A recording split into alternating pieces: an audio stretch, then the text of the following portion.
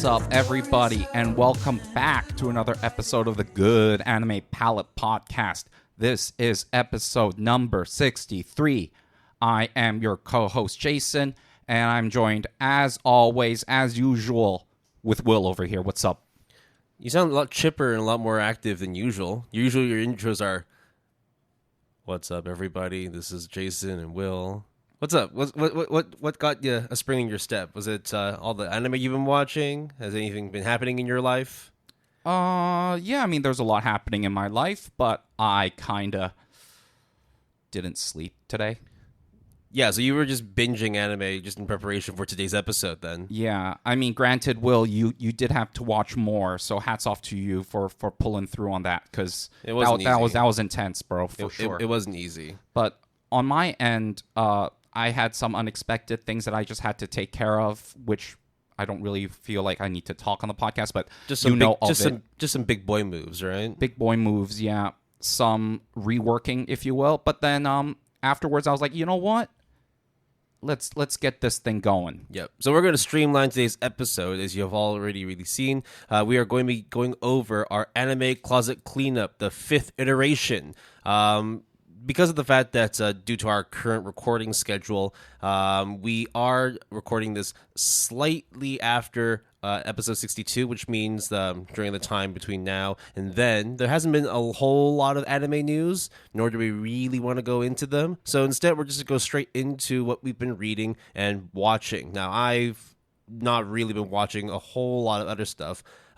Recently, you've been doing your cleanups, but I think about a couple of weeks ago, you did finish watching a anime movie, so you put it off last time, so I think it might be a good time to go over it. What movie were you watching, and how do you feel about it?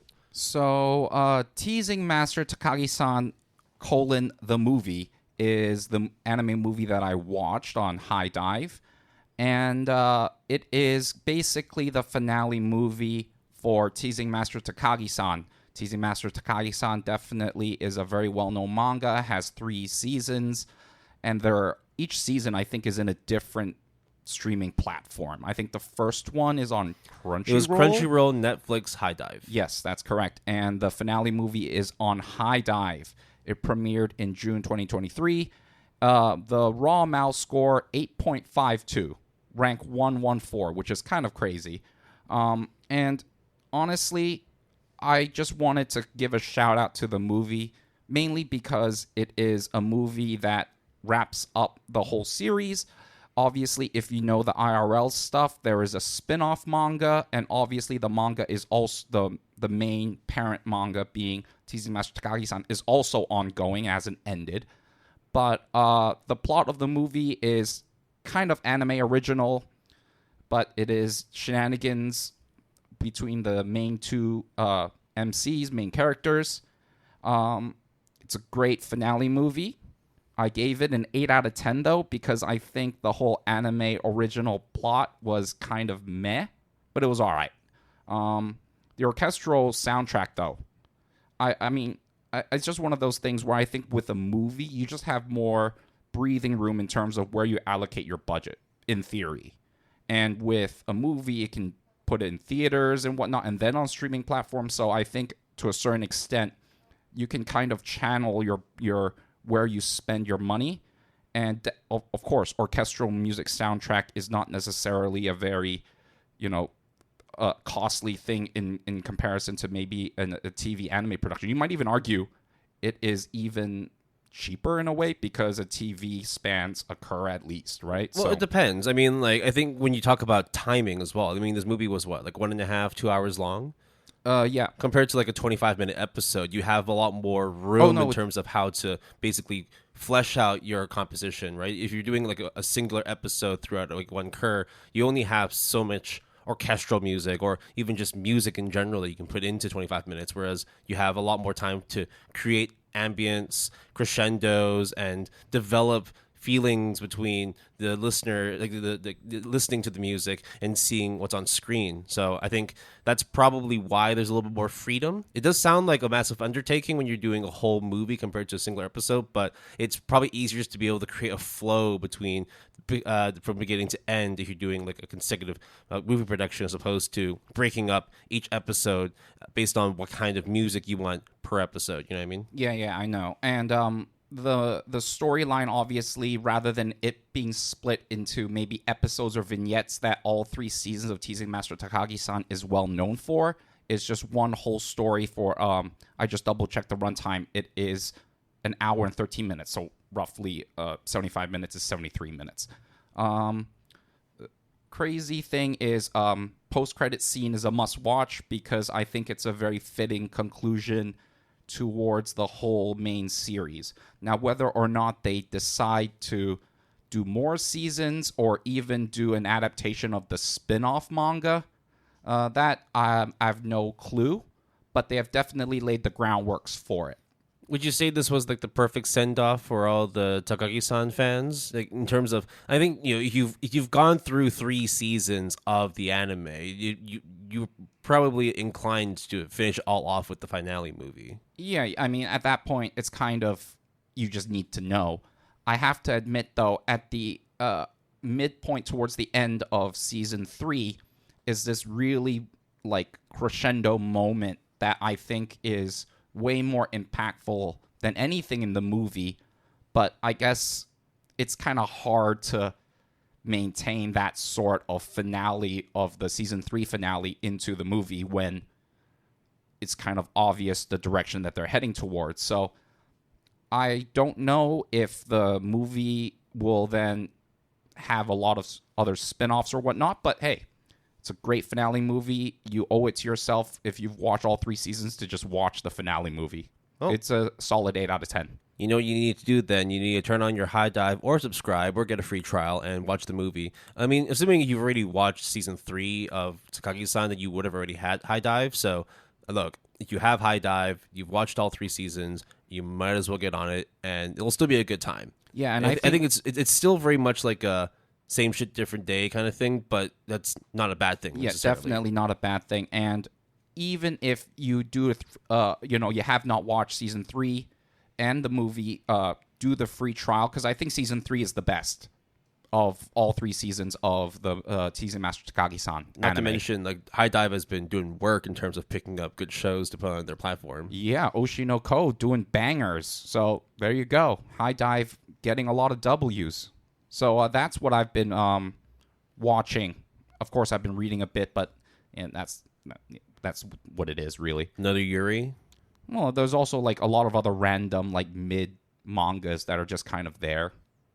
Yeah, okay. Well, I guess we'll just wrap up the read and watch because I haven't been reading and watching anything separately from what's going to be discussed today in our main discussion. So we're going to jump straight into our 5th anime closet cleanup. Now, to sort of remember what both Jason and I were watching, for my cleanup, I was watching Akame Kill, Shoujo Kageki Revue Starlight. Here on out, we'll be referring it to as Revue Starlight because there is another show called Kageki Shoujo, and that can be very confusing for a lot of people. Yes. A Lull in the Sea, and because of that point, it did reach a 5 cur limit for our pickups. It does mean that unfortunately that will be the only 3 that I'll be going over, but I'll have plenty to talk about for each individual series. For Jason, he'll be talking about Toilet Bound Hanako-kun or Jibaku Shonen Hanako-kun, Stars Align or Hoshiai no Sora, Btooom, and Dance Danseur. So he'll have the full 4 shows to talk about during his closet cleanup lineup. Now, just a friendly reminder, if you are not sure what the closet cleanup is or how it works, we actually now have a rules page on our website, so you can check it out, and then you can kind of get the rundown on how things work. But, now we're just going to go straight into it, right, Will? Yeah, I think because I have fewer series to talk about, why don't we start with one of yours? You watched 4 of them. I think one of them you mentioned that you were close to finishing, but not quite. But that's fine. I think as long as you get the main gist. I mean, I would assume that if you've watched more than 50% of a series, you would have already got the main gist of something. So which show do you want to start off with for today's Anime Closet Cleanup, the 5th edition. Let's start with that shitty anime. I'm talking about my first cleanup, Btooom. It is based on the completed manga of the same name by Junya Inoue, who has written the story and did the art. Published in English by Yen Press since February 2013. Has 27 volumes and 125 chapters. The anime premiered in fall 2012 and produced by Studio Madhouse, obviously a legacy studio, very well known, and also is still, like, would you say, have some sort of redemption arc, the past couple of seasons? Well, I mean, they're still around. They're still, like, in people's periphery. I'm not sure if they've managed to get back to that same pedestal they had like 6-7 years ago. But look, I think that as long as they're getting work, that's fine. Yeah, but it's not dissolved at least, right? The studio. And Btooom did come out a while ago, so this is not necessarily a reflection of what's Madhouse doing today, but rather what they've done in the past. So you mentioned that it was an incredibly shitty anime to watch. Let's remove that spite and then maybe just talk about what Btooom is, how much you actually watched of it, and then go into the spite. Okay, so first of all, the manga source has a score of 7.51, and the anime has a mouse score of 7.29, so very, very similar. The popularity of the anime, though, is 189, so very, very popular. And the plot is basically if you played PUBG, what's PUBG stand for? Public Underground Battlegrounds or something like that, I suppose. That battle royale genre. If you heard of Battle Royale, the actual novel, no, it's Player Unknown because that was the guy who created it. Oh, okay, cool. Player Unknown Battlegrounds. I always just know it as PUBG. The context of Battle Royale is you have to understand, listeners, that I love the movie and the novel of Battle Royale, which is a live-action movie that I think there's a sequel that is kind of meh. But I liked it so much that I bought the translated English official novel and read through that. And I hold that kind of genre quite near and dear to my heart. I think Apex Legends and all these other similar Battle Royales, Fortnite obviously, has been very, very relevant nowadays. And the story is basically, main character is super good at this battle royale that involves using bombs. And one day, he was playing a game, goes to the convenience store. He's kind of a NEET. In other words, he is kind of a shut-in, doesn't have a job, and throws tantrums at his mom when his mom tries to sort of egg him to get a job. He has been unemployed, and he kind of is hung up, obsessed with trying to get a job at this video game company that makes this battle royale game that he plays, Btooom. And then he goes to the convenience store, I don't know, at some point, and then all of a sudden he faints and then wakes up on an island. And this island all of a sudden has a bunch of people. There are planes that will airdrop supplies and people, parachuting down. And in the bag is these bombs that are very reminiscent of the game that he plays. And he is so good at that game, he's like top 10 in Japan, that he is trying to survive and realize that people die in real life due to bombs. And if you don't get killed, you have to kill. Right. Be or be killed, basically. Exactly. Okay. Survival of the fittest type stuff. Right. So what was so shit about it? It is extremely edgy. But to the point where it's kind of very, like, heavy-handed and done very thick. It just didn't vibe with me. I think if it was in 2012 and there wasn't all these battle royale genres, there wasn't all these similar types of, like, whether it's isekai, because technically they get transported to an island, I guess. But then there's all these similar animes or mangas, light novels that, has evolved the genre. And what I don't like is when it becomes edgy for edgy's sake. Will, as an edgelord, former edgelord, Well, I think like our definitions of edge are different, right? So what is it about the edge that you didn't like in Btooom? I have nothing against the gore and violence, but it's really hard to get into without saying spoilers. But let's say that there's this person that shows up in the island and they are just a bad dude, like really bad dude. But then when you know he's a bad dude, they're like, no, really, like he like mutilates animals and has sex with them just to, show how bad he is. And our main character, he is so good at the game, but he's just not good. Like, video games can be applied to technically a real life pseudo situation. Oh, the main female character, the love interest, is a damsel in distress, and a lot of bad shit happens to her, and she gets basically thrown around metaphorically and and literally, and it's just such a cringe show. I don't really see where the edge is, though, other than the bestiality. I mean, you're mentioning that it's just being edgy for edgy's sake, but at the moment it just sounds like a standard battle royale, survival of the fittest kind of anime/manga. And I think that is why it is also unappealing to me. But then, like, you're not explaining why it's edgy for being edgy's sake. What do you mean by that? Like, let me break it down. Because you haven't said anything really edgy about it other than the bestiality. Well, the blood violence is extremely front and center. They go into how society is just like this evil, rotten place, and there is no redemption whatsoever, and people who redeem themselves or try to do good gets fucked over constantly. And then you could say, okay, well, isn't that kind of that's basically what a battle royale is, though? Exactly. But I think it's done in a way that is so ham-fisted and so uninspiring that, to me, maybe in 2012, this would have been a much more appreciated show in my eyes. And I'm not saying that if you like Btooom, you are any lesser of a person or your tastes. I mean, you're talking about a top 200 popularity, right? Yeah, like, so it's obviously resonating with a lot of people. Over 800,000 members on my anime list, so clearly a lot of people like it. But I think, like, when you're talking about an anime entry that existed many, many, many, many, many years ago, it's kind of hard to see if there's any new ones that are joining now, right? That number pretty much represents the popularity back then,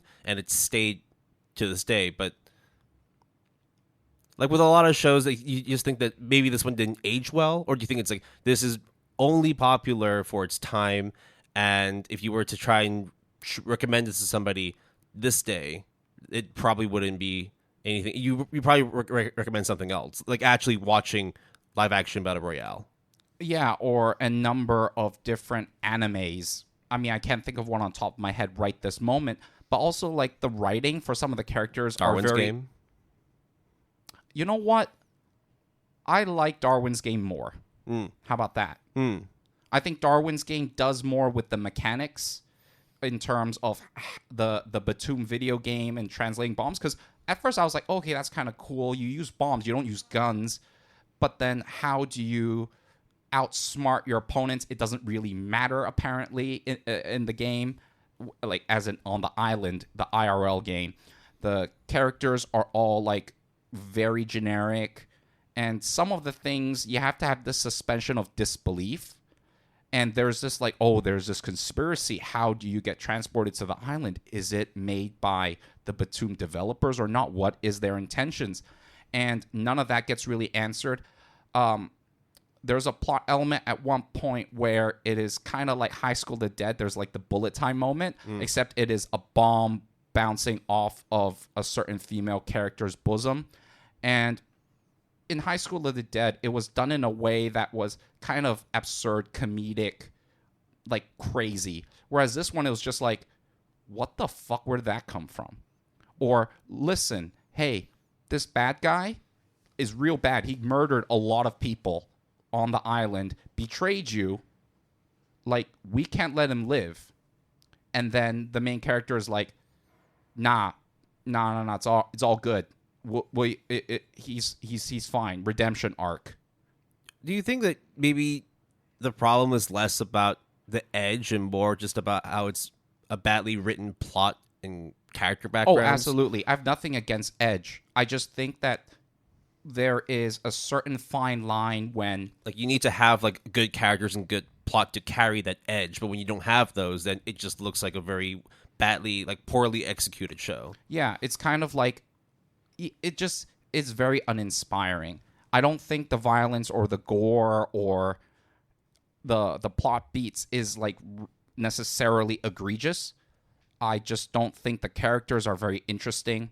I think the plot line is very bland, and I think what happens doesn't make sense when all of a sudden everyone murders everyone in order to survive, but then it just so happens that the one bad guy that does a lot of shit, you decide to live and then regret that decision. Maybe it is you being optimistic, but then there is no... It just doesn't make sense to me. Right. Now, the anime came out in 2012, I believe. And Yeah, fall. Now, the manga itself, though, had run for almost 10 years. I think between 2009 through to 2018. So it actually didn't like end that long ago. It was like about 5 years ago. So basically, you had around 3 years worth of material, and then you had just one season. I think it's only 12 episodes, right? It's just Yeah, one so far, yeah. So then that's kind of the question I wanted to bring up, where do you feel that at any moment that maybe because of the fact that they were just adapting what they had at the time, and because of the fact that it was such a popular genre, that they were just kind of just rushing this out, and therefore there wasn't a lot of afterthought putting into how to actually mold the edginess?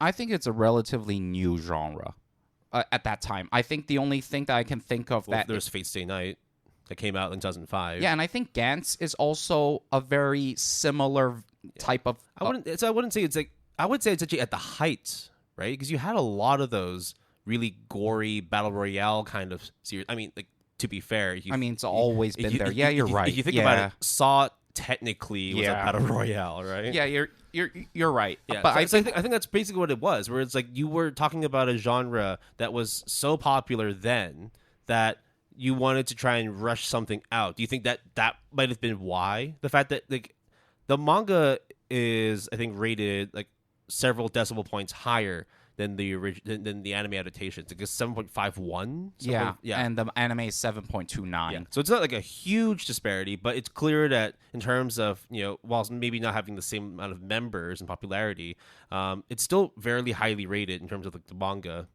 And that's, I think, probably, I mean, I didn't watch it, but do you think that could be something that contributed to why it wasn't a really well executed show? That they basically just rushed a lot of things, maybe certain character backstories. If they had more time to flesh them out, that it would have made more sense as to why they're so edgy. I think, for example, that's I don't really want to talk about bestiality because it's fucked up, but like, was there a whole lot of backstory as to why this character was a murderous bestiality? No. Yeah, so then okay. No, it's just he fucks animals. He fucks dead animals. Well, he mutilates dead animals and then also does some really heinous things to human beings and also has things with them, Yeah. Just to illustrate how bad this person is. And to me, it's like, I already know he's bad at 10 minutes ago before you had to tell me all this. Also, there's no motivation. Does there need to be a motivation? It just sounded very like in your face, like, oh, this guy bad. But perhaps if we haven't read the manga, but maybe there might have been more panels to sort of explain. Entirely possible, for sure. Right. And again, like, I'm not trying to disparage if you enjoyed the show or not. And maybe if I was, let's say, younger, and I might have dug the show you're more. Very single-minded. You just wanted to see blood and gore on TV, right? Then you might be like, yeah, no, this is like the greatest thing ever. I think it's very entertaining, I guess, is kind of like the one saving grace. But it feels hollow, right? Extremely hollow. And there is the one thing I guess I was holding out hope was it's super popular. I've heard a lot about it, such that it's on both of our plan to watch lists. The Mine Bomb Madhouse as well, right? Madhouse. Okay. So here's the thing. It's actually very well produced. Like, it looks good, for sure. Yeah. A lot of the production is very, very good. Like in general, like music, voice Very acting, good. character animations. Very good. Like nothing wrong with that whatsoever. In fact, I think is extremely like it's like an 8 out of 10 in that respect. But the writing is probably what you would like hold back on giving it like a good score. Yeah. And it just recalls like watching the anime version of Gantz and just being wholly disappointed, even though it is not necessarily deviating a lot from the source. It just hit different at that time. And maybe I'm just not the right person to watch it. Or you're just not in the right time or mindset for it, right? Like, again, you said, like, if you watch this actually when it released 10 years ago, hey, it could have been something that was your jam. I watched this first of all of my cleanups. Yeah. And then after the second episode where a major event happens of a backstory of the female character, I then finished everything else, then came back to Btooom. And how many episodes did you manage to get through before you're like, nah, I think I know exactly where I'm going with this. This is enough for me to watch now. Episode 4, because... So you basically got to a third of it, and at that point you're like, nope, I don't think anything more is going to change my mind. Yeah, because I had time to finish it. I just was like, no, this is horrendous. It's not interesting to me. It's just very generic.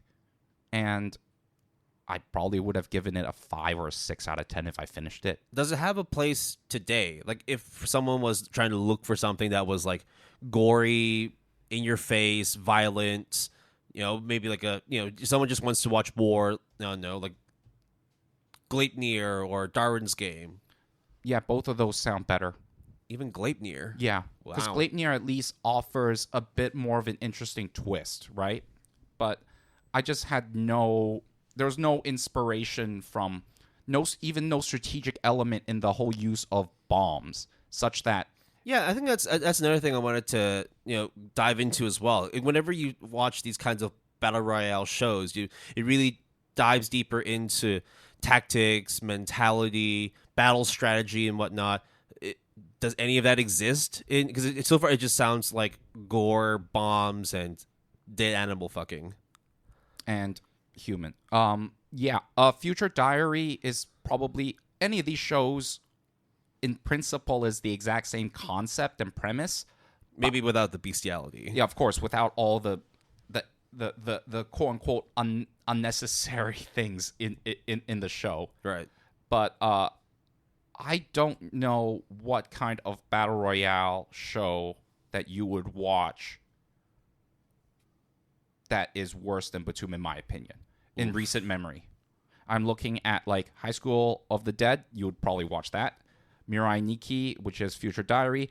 Of course, I don't know much about Dead Man Wonderland, but at least the manga sounds pretty awesome from what you're saying. The manga's great. The anime, I think it's just because, again, they're rushing the adaptation. A lot of stuff gets kind of cut out. I know there are people that liked the anime, and I get that because it's probably easier to watch action as opposed to read it, but I would push people to read the manga.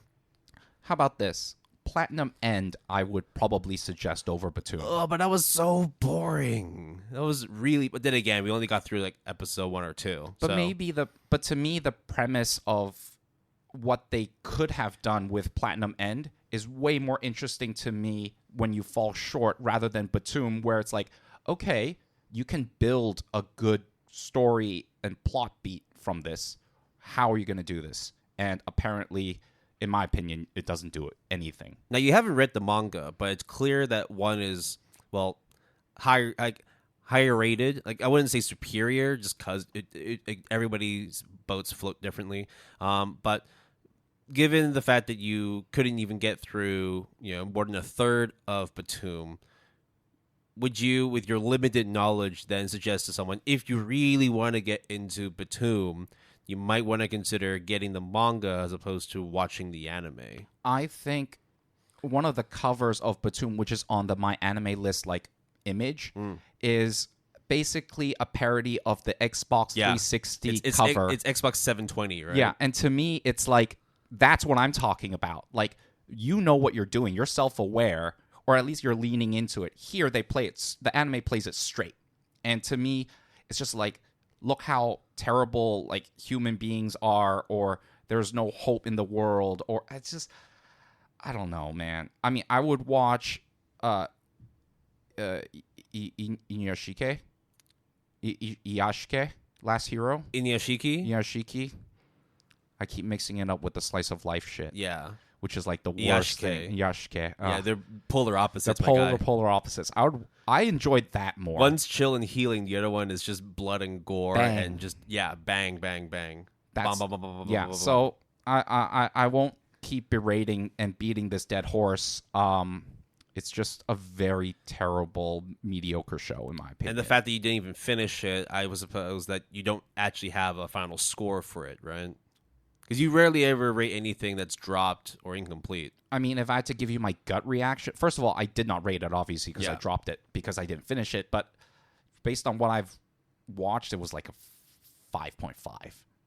It was No. We need a Mal score. We don't need a Jason score. We need like a if you were to log this on Mal, is it more a 5 or a 6? Because hearing what you're saying, it sounds more like a 5. It is a 5. And even like with the good animation quality and the production quality, it probably wouldn't be able to push it up to a 6. Not on my list. Yeah, I think also the fact you didn't finish it, like Yep. that already loses. It's not points. worth Yeah. my time to finish it. Right. Okay, on to my first anime closet cleanup. I was going in order in terms of what I watched, and the first one I want to talk about is Akame ga Kill. So that's based on a completed manga series of the same name by Tetsuya Tashiro, who did the art, and Takahiro, who did the story. It does have an English publication by Yen Press. All in all, 15 volumes, 80 chapters. Now, this series was produced by Studio White Fox in the summer of 2014. So there's a little small snippet that we should probably include here as well, because if you are to get into Akame ga Kill, this is something that you absolutely should know. For the most part, the anime is pretty much canon alongside the manga. However, at a certain point, there is going to be a deviation towards more anime original content. I think that basically they covered up to the first 8 volumes of the manga, then they incorporated a couple of elements from the later volumes, but in general it has a strictly sort of anime only ending. And there are also a few other plot points that happen after that certain point where things are a little less manga, a little more anime original. I think there also is a prequel manga called Akame ga Kill 0. Yes, that that follows the story of one of the main characters in terms of their journey to becoming essentially one of the main characters in the Akame ga Kill series. There's also another manga called Akame ga Kill 1.5. Wait, released, really? Yes, it was released as a one shot. Not really a one shot. It was just like a 1 volume thing. It had 4 chapters in total. Like an interlude type thing. Yeah, and it came along with like some additional content to the manga as well as part of like a DVD/Blu-ray release. So if you wanted more Akame ga Kill stuff, then you could always read that and hopefully get some extra content. I think there's like an extra like 100 minutes worth of content for you to watch. I needed to double check on my anime list, but the series is very popular, and the score itself Hella popular. I mean, like it's top 20, top 30, like ranked 29. The manga itself is 46. Popularity is 29. The popularity ranked 20. Yeah. The score ranking puts it at however 1,796. So very, very different in terms of how it's ranked popularity wise and also in terms of score. It has 2 million members, dude. Yep. It's insane. Yep, and I can see why. I think that with this show, okay, first of all, let's get into this. The show starts off with your main character walking around and trying to get a job because he's just basically like, if you imagine like an MMORPG or any kind of fantasy based role playing game, he is a lone wolf just going around collecting bounties and doing odd jobs to be able to make ends meet. But of course, he gets swindled by a couple of bystanders because he's too trusting, in the sense that he wants to basically he's just some podunk kid. He's from like the boonies, wants to come into the city and essentially start his life and be able to get enough money to be able to save this village. And then whilst he's doing that, he then realizes that not everything is as rosy as he seems to think, because of the fact that whilst he looks to be able to work with the side of justice and be able to make a good living, a good honest living, and save his village, Turns out that actually there's a very dark underbelly towards this justice system that he's fighting for. And he comes across a bandit team called the Night Raid, where they essentially go around and take out opposing political figures to be able to eradicate the world of corruption, of evil, and just complete, like, edgy, terrible shit. So it's kind of like a role reversal kind of thing, where the bad guys are actually the good guys, the Robin Hoods of anime and manga. So it is not an isekai, right? No. It is just more of a fantasy setting, like Fantasy sci-fi setting, yeah, kind of thing. it's got a bit of both. I mean, you've watched it, right? I think I watched a long time ago, such that I like delisted Akame Kill. I mean, I did that at some point where I delist a bunch of shows. I think Spice and Wolf also, where I don't remember any of it anymore, such that I was like going to restart it. Yeah. I remember a certain, was it blue clothing person? Woman? There's a lot of blue. Let Yeah. me. It's fine. I mean, like, you can recollect your memories. I'll go over more about my thoughts on Akame Kill. Now, it was a full 2 cours, 24 episodes. I watched everything from beginning to end, including occasional openings and endings. I didn't really need to watch them all the time. But from a production standpoint, the series holds up pretty well. I mean, Studio White Fox does pretty good work. I mean, I say that because White Fox also worked on Steins Gate.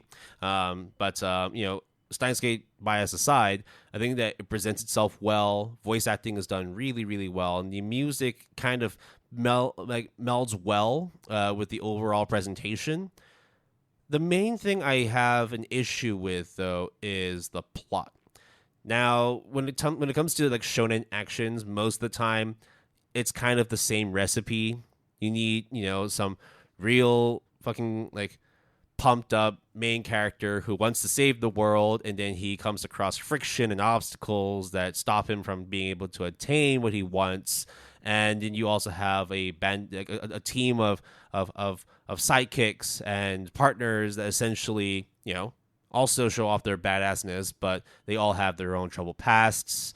And you come across a very, very tyrannical empire that just wants nothing more than, soak up all power and destroy everything in their way. So I remember the character now, S-Death, or S-Death, yeah. So she was the one that was most memorable to me. Yeah. I think it's maybe because the fact that when I was looking up, it's no longer on Netflix now. It's on Hulu and I believe High Dive. At least Netflix Hong Kong. Yeah. Right. I even checked Netflix US. It's not there either. Oh, damn. So, yeah. The one thing that's also came to mind immediately when watching this, because of the fact that whenever I was looking for Akame Kill, and at the time I was watching Kill la Kill, and the covers for Kill la Kill and Akame Kill were very similar, because 2 of the main characters from Akame Kill looked very, very similar to the 2 main characters in Kill la Kill. I thought, for me, I made the same mistake, but with High School DxD. The boobs are very, very different in size. Yeah, true. But the main character, though, looks exactly the same. So I think that's basically where, my general thoughts are in terms of how I feel about the show from like a presentation and plot standpoint. Well, maybe not the plot yet, but from a presentation standpoint, it looks a little bit generic. I mean, you're talking about characters that have superpowers, that have different sort of, power levels and whatnot. A similar kind of character archetype per character in terms of, you have your damsel in distress, you have your kid who wants to be great but hasn't been able to attain that level of greatness yet, and he has a bunch of senpais that teach him along the way, but they all somehow get destroyed or murdered, because that's how these shows tend to go. One thing I will say, though, is that in terms of it being an edgy show, there is a gratuitous amount of violence, a lot of decapitation and disembowelments, very, very rough on the eyes in terms of if you're squeamish to blood or just, pure violence in general. So if you're into that kind of thing, and for me, like I like a good level of edge. It's definitely something that, if it's done well, then it vibes with me. And I'd say that it does it okay. It's not always super like well thought out in terms of where to place the edge or how much edginess they need, but I think it just does enough to be able to keep my attention throughout. Now, when I was talking about the plot, on the other hand, that's where I felt was probably its biggest detriment. And as explained earlier, the fact that they managed to cram 8 volumes of the manga into the anime before divulging into anime original content, I think that's where a lot of things just kind of got lost on the show. A lot of certain character stories and plot lines were either omitted or even rewritten to be able to fit the flow of how they wanted to end the anime. The anime ending itself was also it was okay. It wasn't like a dumpster fire. I mean, it's always been tough to be able to execute the perfect anime ending in general, but I felt that there were a couple of things that they could have really fleshed out more. Simply because of the fact that when it came to learning about the characters and sort of developing an affinity to them, their screen time wasn't very much like long at all. I think it's a very brutal show, which means you would expect a lot of people to be killed off, and that's kind of where like my main complaint with the story is, where there wasn't enough time for me to actually develop much of a passion for any of the characters, where when they did die or when they did like just leave the party, then I just didn't feel like there was a hole in my heart because that character no longer exists. It just kept on moving forward and forward and forward with it. It's kind of like, who's next on the list of standbys to insert into the It's basically anime. a Monster of the Week kind of show. Right. Yeah. I always remember one of the things about Akame-kun was back then when I first watched it, I was kind of into like, it's just going to be plot armor, a main character syndrome is going to be invincible, or the main core group of people. Like I think there was a yellow-haired One-san. I think there was also like everyone's color coordinated as you would expect. And I was just like, wow, people died by the bucket loads and truckloads that I thought could have technically been main characters or a core group. But I mean, I don't know. Yeah, it's essentially a rinse and repeat. You like a character, they die off. They introduce a new character, they like them, they die off.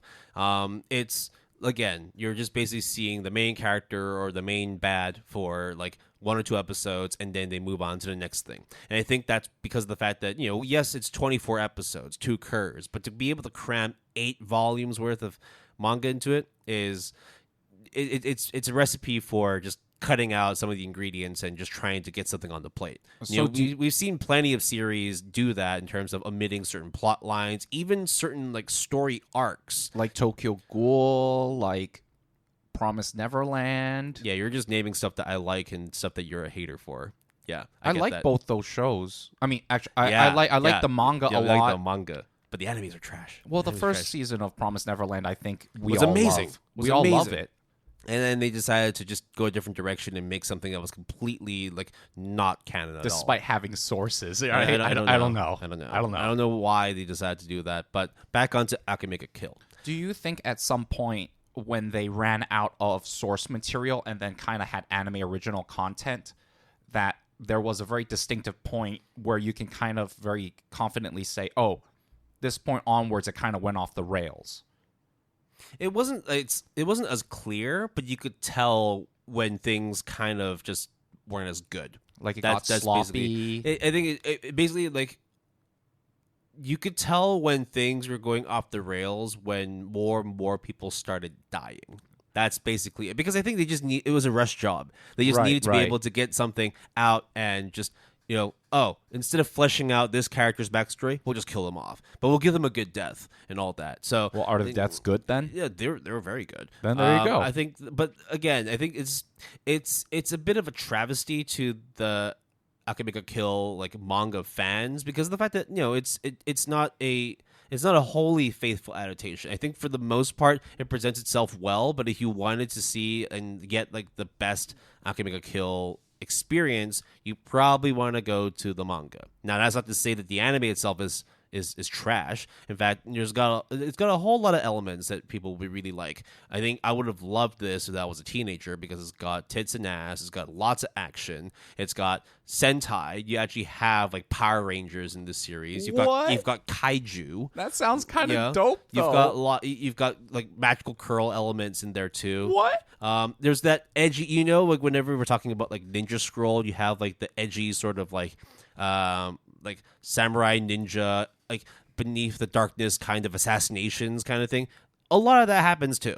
So it's definitely got things that, if I was in my adolescence, I probably would have really, really vibed with. Like this, if I mentioned the Jason as well, this is pretty much a teenage boy's wet dream. So similar to Btooom, would you say that it has stood the test of time, or is it more of like a legacy anime based on nostalgia such that nowadays it wouldn't really hold up? I think the fact that I enjoyed watching it meant that, and this is just me, but I think that for others, you could potentially add this to your anime roster. You could potentially watch this in this day and age. It still looks quite nice, despite it being like a fairly old anime. And I think that, the plot beats, if you ignored those and just watch the action and how it presents itself, then yeah, I think that you could definitely enjoy it nowadays. Now, that being said, I think because of the fact that the plot is rather weak, and they also didn't give enough time to really sort of grow out the characters in the series, that when it comes to giving it a final score, I gave it a 7 out of 10. It's still a good show. It's still got elements that would be able to entice and interest people. I just think that at the end of it, you really need to figure out if you're just fine watching good action, or if you need to have everything like done perfectly in terms of good character backstories, good plot lines, good progression of story, and if you're able to ignore the fact that there is a point when things get a little more anime original as opposed to manga source. That's basically it. But I would give it a soft recommend. It's not the best show I've seen, absolutely, but it's definitely something that if you're looking just for some, edgy action with some tits and ass, wonderful. Go ahead and check it out. All right.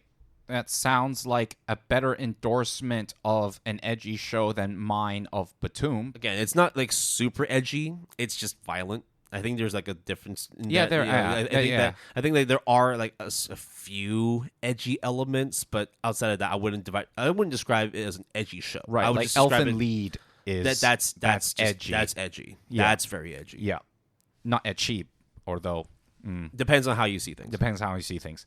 So my next show, actually my other three cleanups, is actually rather positive. And let's start with Danseur, my second of my cleanup picks. This is probably the most recent anime of my cleanups of spring 2022. It is based on the ongoing manga series of the same name by Asakura George, who did the story and the art. There is no official English publication, unfortunately, so all we have is the anime. Produced by MAPPA, has a anime score of 7.87, and the manga source has a score of 7.60. So, Danseur is essentially about a guy who aspires to be a ballerina, who does ballet. Actually, it's not ballerina. Is it ballerina? A male ballerina. Yeah, correct. And due to certain circumstances that happen very early in his life, he decides to forego that dream and decides to pick up martial arts in order to kind of protect his family, and also because he is seen as more manly rather than ballerina, where there was like this, when he was enrolling into ballet school, there was an instance where he comes out of the ballet school after signing up, runs into a bunch of his, grade school classmates, and them kind of mocking ballet as like not a manly thing whatsoever. And they were like, "Oh, hey, what are you doing here?" It's like, "Oh, nothing, just in the area, I guess." But then at the end of the day, all he wants to do is be like Billy Elliot and just dance the fuck out of things. And he gets dragged back into ballet. And It's about his trials and tribulations in middle school, I think. It's a very good show. I think a lot of the highlights of it is definitely mid-season. There was a performance of Swan Lake, and I think Swan Lake is one of those pieces of work that gets probably mentioned throughout the season, and there is a lot of analogies, kind of metaphors that is used throughout the series to kind of talk about certain characters and their interactions and their relationships with one another. But I also think that the show has its flaws. Now, one of the things that I do have to commend was out of nowhere, Mappa was... I think, Will, when you first watched it, didn't you kind of think that it was kind of left field in terms of what Mappa was doing at that time? Because I think they were doing Attack on Titan, they had JJK, and then out of nowhere is like, yo... I mean, they were also in the midst of producing Chainsaw Man, too. Yeah, I think so. I mean, like... in terms of like the most big named like AAA like productions, Dance Dance Dancer doesn't necessarily fit into that kind of group, but I thought it was fine. Yeah, I mean, it just goes to show how big a studio Mappa is that they're able to work on these kinds of projects as opposed to just doing the JJKs and the Chainsaw Mans and whatnot. Yeah, and I think another well-known show that is basically almost identical in similar plot beats to Dance Dance Dancer is Welcome to the Ballroom. Now, I think personally Welcome to the Ballroom is a lot better. I think part of it is due to the fact that Welcome to the Ballroom is 2 cours, so it's like 20-something episodes, whereas Dance Dance Dancer is 1 season. And towards the end of the season finale of Dance Dance Dancer, there was a lot of moments that to me kind of fell short of my expectations, especially after the mid-season kind of climax. But that being said, I think if you like Welcome to the Ballroom, if you like sort of performing arts, and one thing that I also really enjoy about the anime was that there was a moment that is in an assembly hall in the gym, and there was a moment where a main character kind of had to perform, and it was extremely impactful to me. And I think that there is a lot of backstory that even though they don't spend that much time on, I can at least sympathize with the characters even though they were only given limited screen time. And it is, to me, a very good show given what the time that they had, as well as just kind of the topic, because it's not every day that you could convince a lot of people that ballet-oriented shows or performing art shows is one where it deserves your attention, but Dance Dance Dancer definitely deserves your attention. Right. Visually, how did it look for you? I think way, way, way back, we kind of mentioned the eyes shape, or there was like this weird line that are in these characters, and I said at that time that it bothered me. I got over that pretty quick upon second viewing, and I just binged like the last 8 episodes, like really like waiting to see how it ends, how it wraps up. And despite not sticking the landing 100% of the way, it is definitely a show that if there was a second season, sign me right up. 8 out of 10. It's an 8.5 in my opinion, but 8 out of 10. I think the ending of season 1 kind of left a weird taste in my mouth, and it's kind of hard to go into that without saying spoilers. So. Right. So going into this, did you carry your Welcome to the Ballroom biases with you as well? I mean, absolutely, yeah. Right. So do you think that would have just affected your appreciation for the series? Potential. I mean, yes. Yeah. I mean, there's no denying that for sure. I think I'm very biased towards Welcome to the Ballroom, such that, I can see that this character is like that character.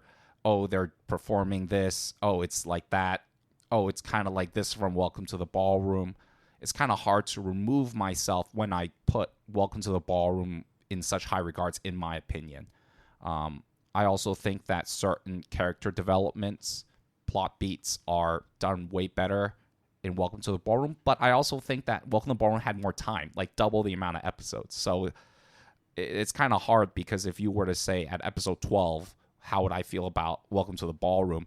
I will probably think Dance Dance Dancer did it way better because they knew their episode count beforehand. So, yeah, I mean, I think Dance Dance Dancer, despite all that, is a really good show. Yeah. I mean, Welcome to the Ballroom came out like way back as well, right? In comparison to Welcome Dance Dance Dancer. So if you were to compare it on a visual element, I think I know what you're saying. I think with Dance Dance Dancer, other than maybe the Swan Lake performance in the middle of the season, and I don't think that's really spoiler to say because I don't really say anything more. In Welcome to the Ballroom, they actually show you at some points full choreography. And that's not to say that Dance Dance Dancer doesn't have those elements, but they focus less on that. Yeah. And I also think that in certain cases, the main male character doesn't earn the reward that is given upon him, in my opinion, as well. And what do you mean by that? I think the season finale where there was a certain reward that was given and he had to sacrifice something. Again, I'm being cryptic, but I think, Will, you kind of know what I'm saying. There's a very, very poignant, impactful scene on a beach in that last episode that I kind of feel I feel conflicted about, especially with the main love interest. And I personally do not agree with how certain things went down. But then again, it only hampered a little bit of my overall enjoyment of the show. Right. I like that scene. So we're going to disagree on that then. No, I think the character, the main female character, I have a problem with how she was kind of dealing with issues. And at the end of the day, they're all like in middle school and high school. Yeah. I think that was one of the things that at first I was being very harsh on in my mind. Because you're an old man. Yeah. And then I think back, I was like, dude, when I was a fucking teenager, I was a fucking punk-ass bitch. Like, a lot of things that they deal with, talent, hard work, coincidences, luck, family trauma, and just some really heinous shit that should not happen to any individual. I never had to go through that, thankfully. And I don't know if I did go through that, if I would be as put together as these fictional characters, despite them being fictional. So after thinking about it, pondering it a bit more, I realized that it's not necessarily bad writing as much as it's just writing. Maybe you not necessarily resonating with that character. Yeah, and also, like, I don't have that personal context that maybe other people have or know more about, at least.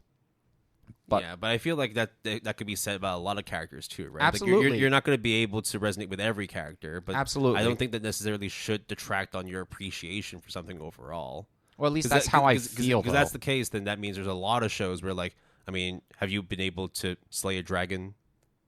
You've been able to travel time and all that? No. No. I think, like, if you try and sort of, like, contextualize it with real world terms, real life experiences, I think going into series, it can be hard for you to judge things a little bit more objectively. Now, that's not to say that, like, what you're feeling about these characters is wrong. It's just that how it's presented to you, and that's how you choose to sort of mold your perspective on what this character stands for, what they do, and whether or not you like them or their choices. Well, that's very much, your own subjective opinion as well. To be fair, with your example of slaying a dragon or going back in time, I don't think there is hardly anybody that we know of, or anybody that would have had that personal experience, okay? But I've definitely... King Arthur from Fate Stay Night would say differently. Sure, of course, yeah. But the topics and the kind of themes that are in Dance Dance Dancer is definitely based in our everyday lives that happen to everyday people. Like, this whole plot could itself be a real-life story for somebody. So, yeah, exactly. So it does have more personal context, at least more connection to me, even though I haven't been directly impacted by such events. Whereas there is that belief and that there's no suspension of disbelief instead of like, oh, there's a dragon that I need to kill or go back in time to try to rectify my mistakes. You never know, man. It's 2023. Anything can happen. Yeah, that is true. I can't deny that. The Ice Age could wipe out humanity except for you, and the only way for you to save humanity is to go back in time and slay a dragon. That would be... I don't know how to feel about that, Will. Let's work on that as an isekai. So your final thoughts in terms of recommending it to people. You said that it was definitely a recommend. Where does it stand in terms of a Mal score for you? 8 out of 10. Cool. It would, again, 8.5 technically, but it's an 8 out of 10.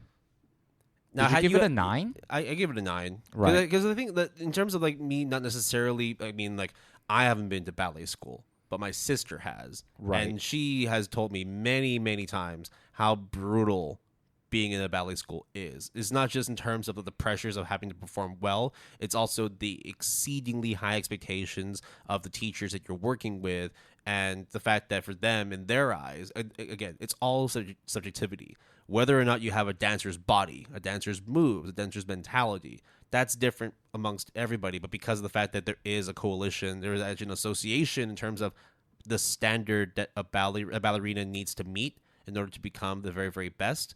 I think that from my sister's perspective, it's just too gruesome, brutal. Like, I mean, it makes sense. Like in any sort of facet, whether you want to be an athlete or you want to be a software programmer or you want to be a scientist, you have to go through really grueling trials to be able to ascend to the top. And it's not always going to be cut out for you, even if you try your very, very best. Yeah, I think there are 2 instances in the show that are not necessarily brushed off, but were kind of mentioned in brief, that when I thought about it some more was like, that shit is intense, competitive, cutthroat. The first thing is, oh, why can't you do this, like, jumping, this ballerina jump?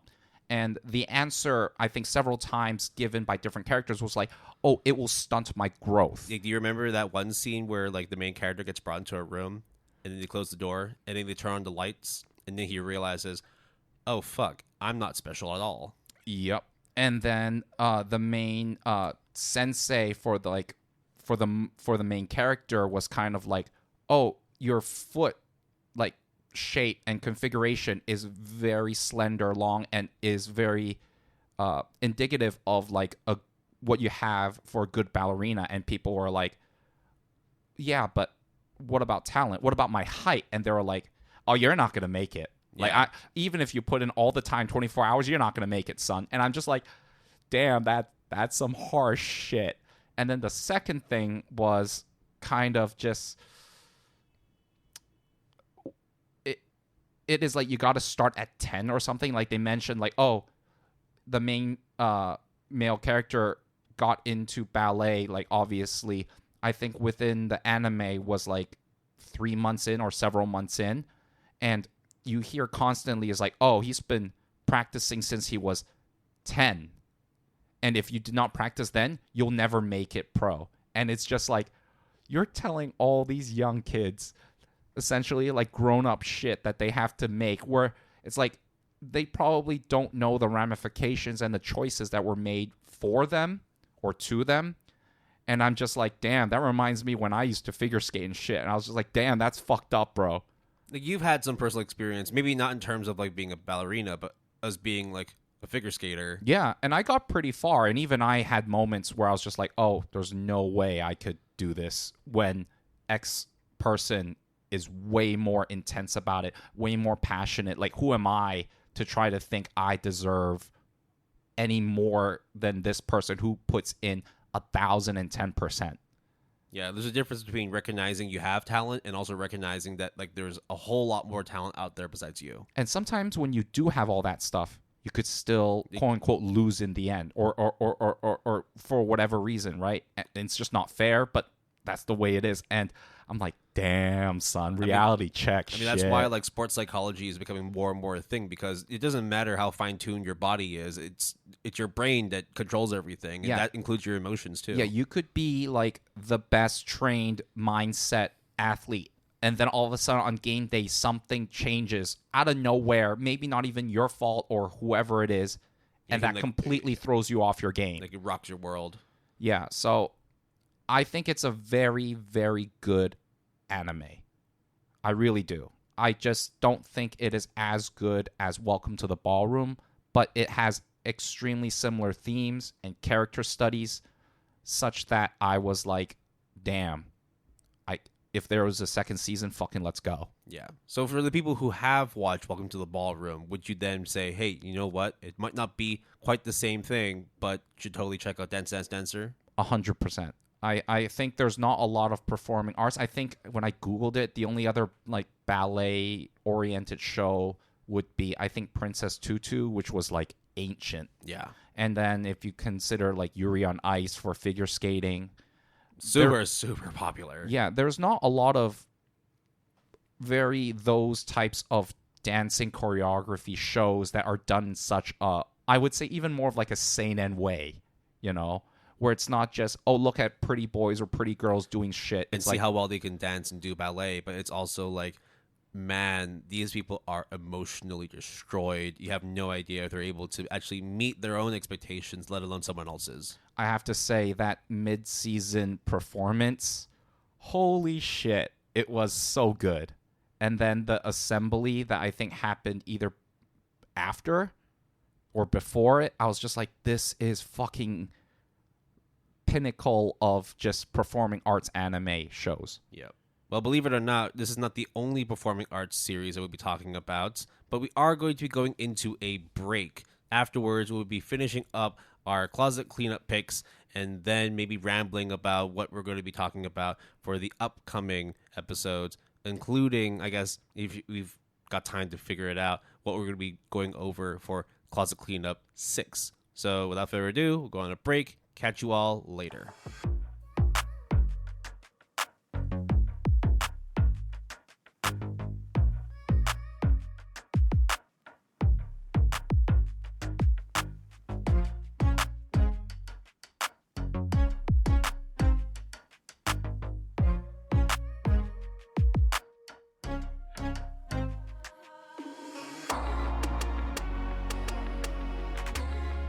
We are back with the second half of today's episode for the Good Anime Palette podcast.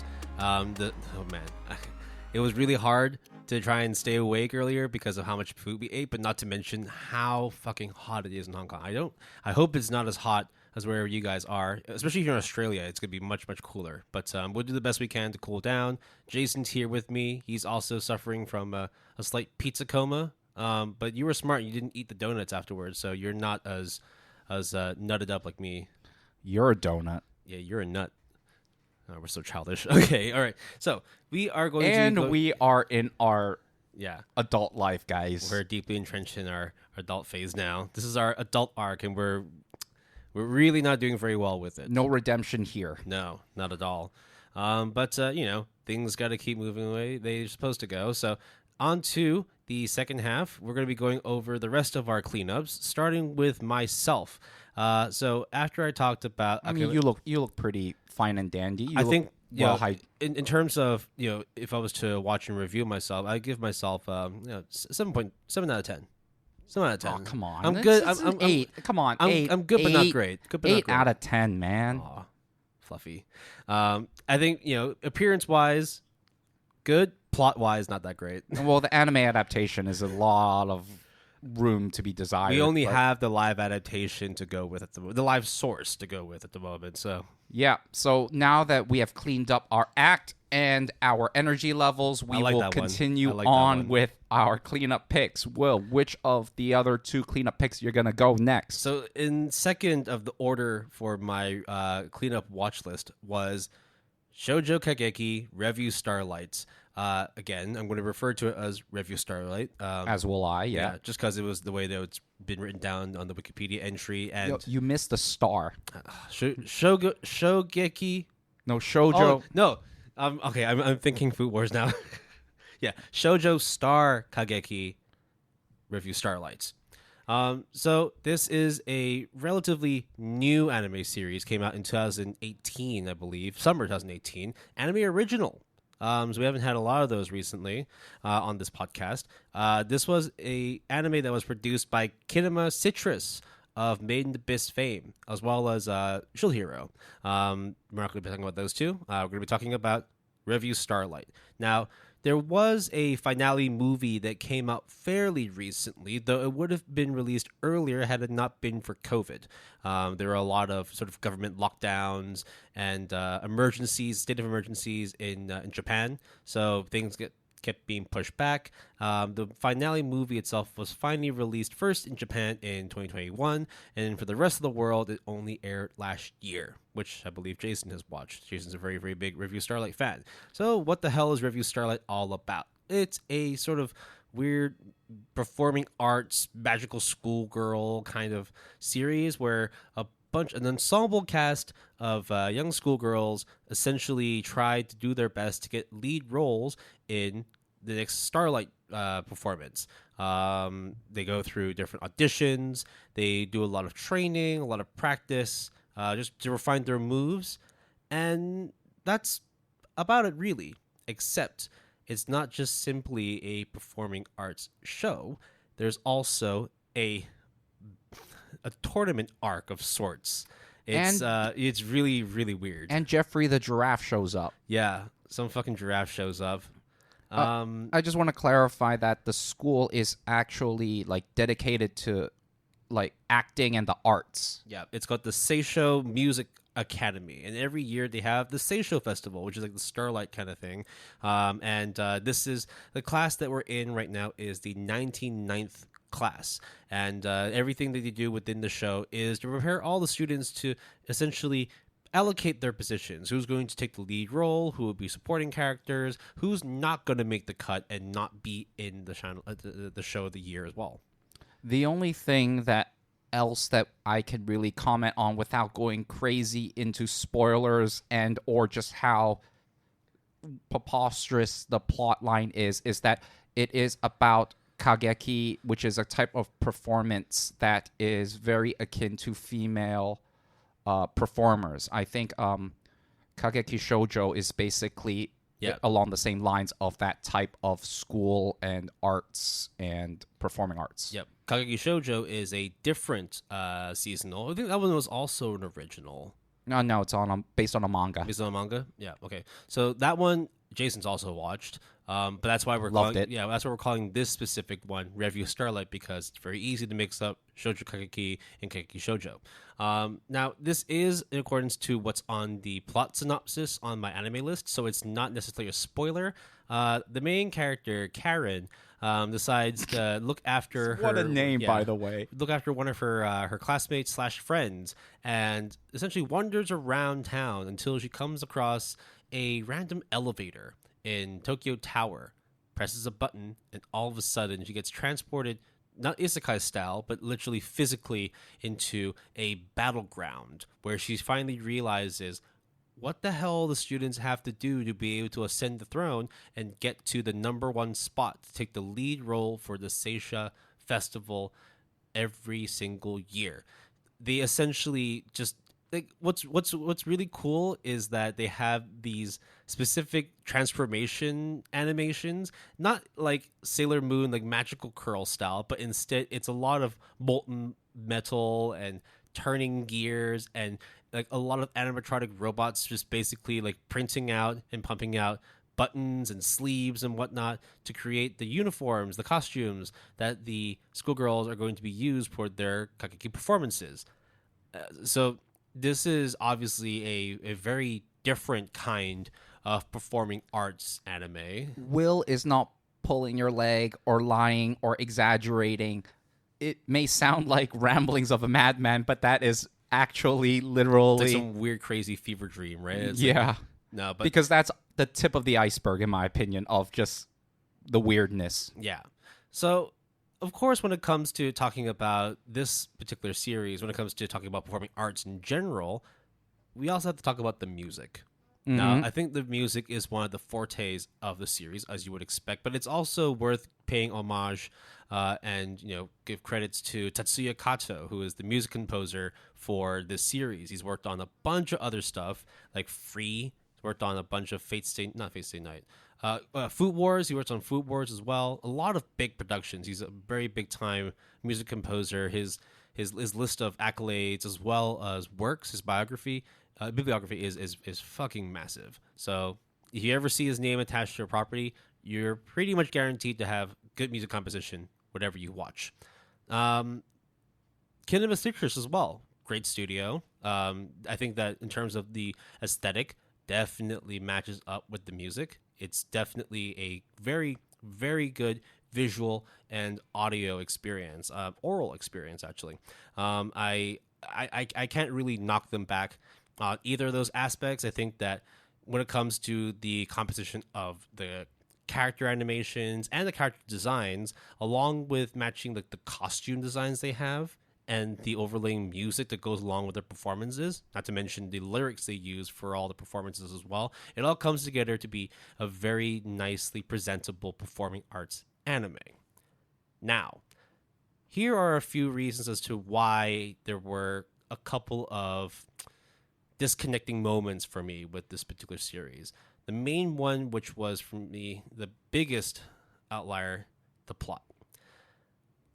As much as I loved how ambitious this series was, I felt that because of the fact that you didn't have a whole lot to work with. We've talked about how, like, if you only have a cur, there's only so much you can do. You have, like, 2 curs, like 23 to maybe 25 or 26 episodes. You have a lot more time to flesh things out. But the way that Shoujo Kageki, Revue Starlight, the way that it paces itself out, it's each episode being kind of standalone.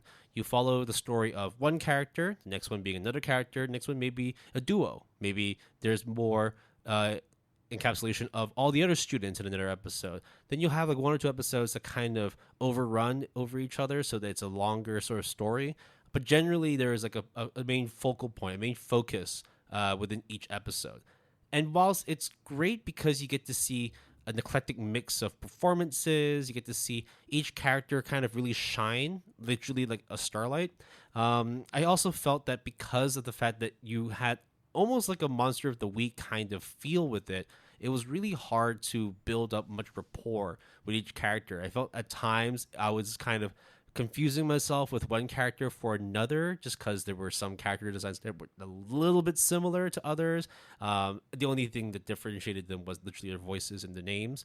And then there were also times when like you just see a character go through an arc, and because of how short 25 minutes is, like, it's not really enough to build out a full backstory for each character. Now, the other thing in terms of the plot itself was I liked the risk that they took in terms of creating something that was not very standard within this particular medium, within this particular genre. I think that when you have a fresh sort of approach to doing a performing arts anime and also implementing legitimately like battle royale / tournament arc components into it, you're going to, one, run into a lot of sort of creative complications, and I think a lot of them they kind of adapted well and overcame, but there were also times where I was just like, man, I really wish they actually played this part of the plot a little bit longer, actually flesh it out and give more background to it so that when you actually start seeing more and more character developments, it matches up well and it would be a little bit more satisfying to see. That would be like the main sort of criticism that I have. It by all means is not a bad show. It is actually a very good show. I just think that for me personally, it was really hard to connect with the characters because there were so many of them and not a lot of them shared a whole lot of screen time. And even when you did find which ones were the main characters of focus, it just seemed that the story needed to keep being pushed along. And so you didn't have as much time to really sort of mold your feelings and your passions and maybe even your pities towards certain characters. Now, the Battle Royale part is kind of interesting, and I think is one of the things where, as an anime versus, for example, a manga or a live action, it shines as an anime because the set pieces, the Battle Royale parts, are like these grand stages. It's not like in an arena where they fight. There are those moments, but like the stage transforms. There's like different levels. You have different animatronics that legitimately light up canvases. Like it's very fictional, like impossible in real life, unless if you have like It would look janky if you did live action. Yeah, like for sure. You would lose that sense of immersion. Whereas this is like it's the perfect medium to try this kind of ambitious story. And I applaud them for trying to take it to that level. I just think that because they were really focusing on pushing that element, that other elements kind of got left by the wayside, and it does cost them in terms of my final score. But this is by no means a bad series. I also think that what you said about, like, if we exclude, like, because their performing arts during the Battle Royale stuff is literally, like, idol singing level of intricacy and lyrics where it matters in terms of what is going on with the plot. But it is very much like a dungeon crawler or like a video game where if you, outside of the quote-unquote battles, the slice of life aspect, the character interactions are super kind of not really of any note. Oh, okay, this person and this person has this relationship. Okay, that's really all you need to know. Oh, the red hair? Yeah. The blue hair? What weapon does she use? Oh, okay. Oh, I wonder why these two characters have such a strong rivalry, but they also have, like, despite the tension, a good level of chemistry when on stage together. Oh, Claudia and Tendo? Yeah. Yeah. Also, there's also this other girl that is, very much, a fly on the wall, which I also thought her name was fucking fantastic. Die Banana. Nana? Yeah. Yeah. Die Banana. Mm-hmm. And episode 7 was dedicated to her. Yeah. There's a couple of episodes dedicated for every character. And that's the thing as well. I think it's just because of the fact that every character themselves has their own reasons to be at this school and also try and fight for the number one spot to take the lead, it then kind of gets to the point where, like, okay, so this character wants to be the lead, and that character wants to be the lead, and this character wants to be the lead, and each episode seems to showcase what each character's sense of purpose and their journey, how that all transpires. I think with this particular series, you really do have to watch it from beginning to end and not cut out midway, because a lot of the stuff that you'll watch, particularly in the first half, will not make sense unless you watch the rest of it. And it's not a hard watch. It's 12 episodes, not very long. If you don't times 2 speed, or if you like me, you just cut out it's actually kind of bad to cut the openings and endings because they're actually quite significant in terms of not just the music, but also what happens in those opening and ending sequences. So it's about 3-4 hours to watch the whole thing. It's not a bad thing to spend your time with, is what I'll say. Yeah. And to be fair, I think I personally gave it a 9 out of 10, but I think a lot of enjoyment came out of the discovery, especially the first episode. I think when I did not know anything, it was an anime original, and I was watching it every week. That first episode was the biggest what the fuck am I watching type moment, because they split it, the first episode, into like 3 distinct parts where it's like one thing at one point, oh, it's just a slice of life artsy thing. Wait a minute. What's this elevator? Why is there like a transformation sequence? Why are they fighting? Why is Ken Suda here? Oh yeah, why is there singing with lyrics all over the place? But there's also intricate swordplay going on. And choreography, and then position 0 is a factor, I suppose. So, and then there's a board that shows the rankings of all the students there too, like old school, like airplane, like shuffling of the positions, and the arrows of showing whether you're ascending, descending, or lying flat. Yeah, and when the characters, they quote unquote die, is like the most melodramatic end pose, and then the curtains close. Literally, the curtains close, and then that's the end of that episode. Yeah, and you get the Kensuda giraffe narrates it. What I will say, though, is the sequel movie, which I'm not saying you need to watch it, Will, or anyone needs to watch it. It's an 8.55, ranked 100 on my anime list. I watched it with a friend, and we both ended up giving it 10 out of 10, and addresses a lot of resolution and issues that even we had with the first movie. I mean, the first the original adaptation. Yeah. And that, I think that's basically the motivation for wanting to start this, where it's like you go through the first cur the only cur, watch it. You watch the finale movie, and that might give you the sense of closure that you need. It's like Clanad. Yes, yeah. I do believe that. Whereas like After Story is where everyone gushes, but you have to watch Clanad first, which is 2 curs. And even you would say that a lot of people would not Clanad. Like for me, like if it wasn't for the fact that we were doing an actual episode analysis on the studio behind Clanad, then I wouldn't have checked it out, right? Kyoto Animation, for sure, like they did a great job, but I still wouldn't have gone through Clanad if I didn't need to. But I'm glad that I did. This is not a similar case. I think it's literally the outlay is not that crazy, right? 1 cur plus a movie is literally just, it's a regular ass like extra value meal. You get your main, your side. That's it, right? So I wouldn't say it was my favorite. I wouldn't say it's the worst. I think it's very middle of the road for me, and it's more because of the fact that this might just be me being picky, but the fact that I wasn't all that encapsulated by the plot, and therefore that sort of detracted my appreciation for a lot of the characters in the story. I ended up giving it a 7 out of 10.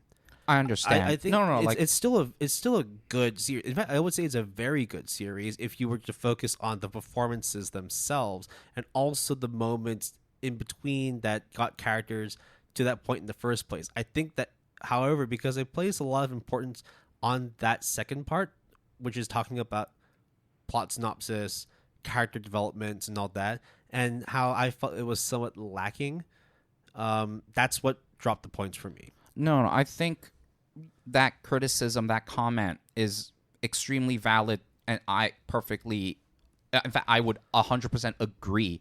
To me, it's almost like watching a ballet performance, right? Going off of Dance, Dance, Dancer, whereas like I don't need to know what Swan Lake or the Nutcracker is about, but I can at least see that the performance, the dancers, the choreography is like worthy. But I wouldn't go like, oh, Swan Lake is like this crazy, ingenious adaptation that this troupe did that another troupe would do any different. Yeah. So I do agree heavily. I want to ask, so all the characters are, with the exception of, I guess, a male giraffe, are all females. Yep. There is a heavy, heavy emphasis on girl love Yuri stuff. Bait. It's essentially Yuri bait. Yes. It's not full blown Yuri because it's like there's like as the series develops, and this really shouldn't be like the main focus, but I do get that for some people this might be something that interests them in the first place. You kind of start off with characters that are a little bit more ambiguous on that spectrum, I suppose, where you're like maybe not Yuri, and then there's progression in certain characters where it's like, okay, no, these people are very likely or definitely Yuri, but it's never undeniably Yuri. It never gets to that point where you're like, this is a full-blown Yuri series. And I don't think that the series portrays it that way. I think rather it uses it as an element to sort of display emotion and despair and relationships between one another. Absolutely. The sequel movie would address your question. Okay, all right. But does that mean you have to watch it? Again, no. I also think that to be fair, though, it's like when you see a whole like point above the original adaptation, right? It's a 7.67 for the anime adaptation, but like an 8.55 for the movie. That's big. That's not something you can just like ignore and scoff at, you know? Yeah. I mean, I didn't. Yeah, you watched it with a friend. I mean, like, will I watch it? Maybe not. I'll watch it with you. But at least I know that, like, if I need something like answered, I need some clarifications and some errors fixed from the main series, and at least from Jason's standpoint, it does address them. Then hey, look, if I watch it, I'm sure I'll have a good time. I think of all of the anime, like I guess spin-off finale movies, the Revue Starlight finale movie is 2 hours of 10 out of 10. In my opinion. Even the credits. Yeah, they definitely. Even the rolling credits at the end where they write down all the producers and the animators and whatnot. Like you just clap. You basically did like a movie festival thing. Just stood up and clapped. Well, it's just for the 10 two minutes. of us, but yeah, it was great. I will also say that some of the characters are more bland than others, and one that is, I think, particularly egregious, even in the sequel movie, is Karen's counterpart, which is Hikari. And she is kind of supposed to be this brooding, complex character with kind of this mysterious past and a promise that was made with Karen she can't really remember. And unfortunately, as essentially the other main character of course, the whole troupe, the whole collection of casts, she is and Karen are essentially the main duo. Yep. I think Hikari is like The weakest link. so hollow. Even in the movie. Yeah. Oof. But that wasn't enough to knock down your 10 out of 10. Like everything else was so good that it just had to be a 10 out of 10. Because Tendo and Claudia and Nana and what was the bookworm? Oh, I don't know. Then there was the girl that actually likes Karen, and then there is the biker. There's the red hair blue girl. Like the red hair one's the biker. The biker, yeah. Then the one that always sleeping is the blue haired one. Yeah. Yeah. Mm-hmm. Like it's basically, pick your favorite girl. They're all my favorite. Yeah. Will. I mean, except for Hikari. She's the stepdaughter. No, you have like when you have a lot of children, right? You have your favorite one, and then you have the black sheep, right? Well, you have like 9 favorites and 1 black sheep. I mean, I don't have 9 kids that I know of, Will. Okay, so that is the end of our tentative review for cleanup for Shoujugeki Revue Starlight. I am going to go from the stars, because they moonlight as tournament art people. Will, did you get that? Yes. Yeah. Yes.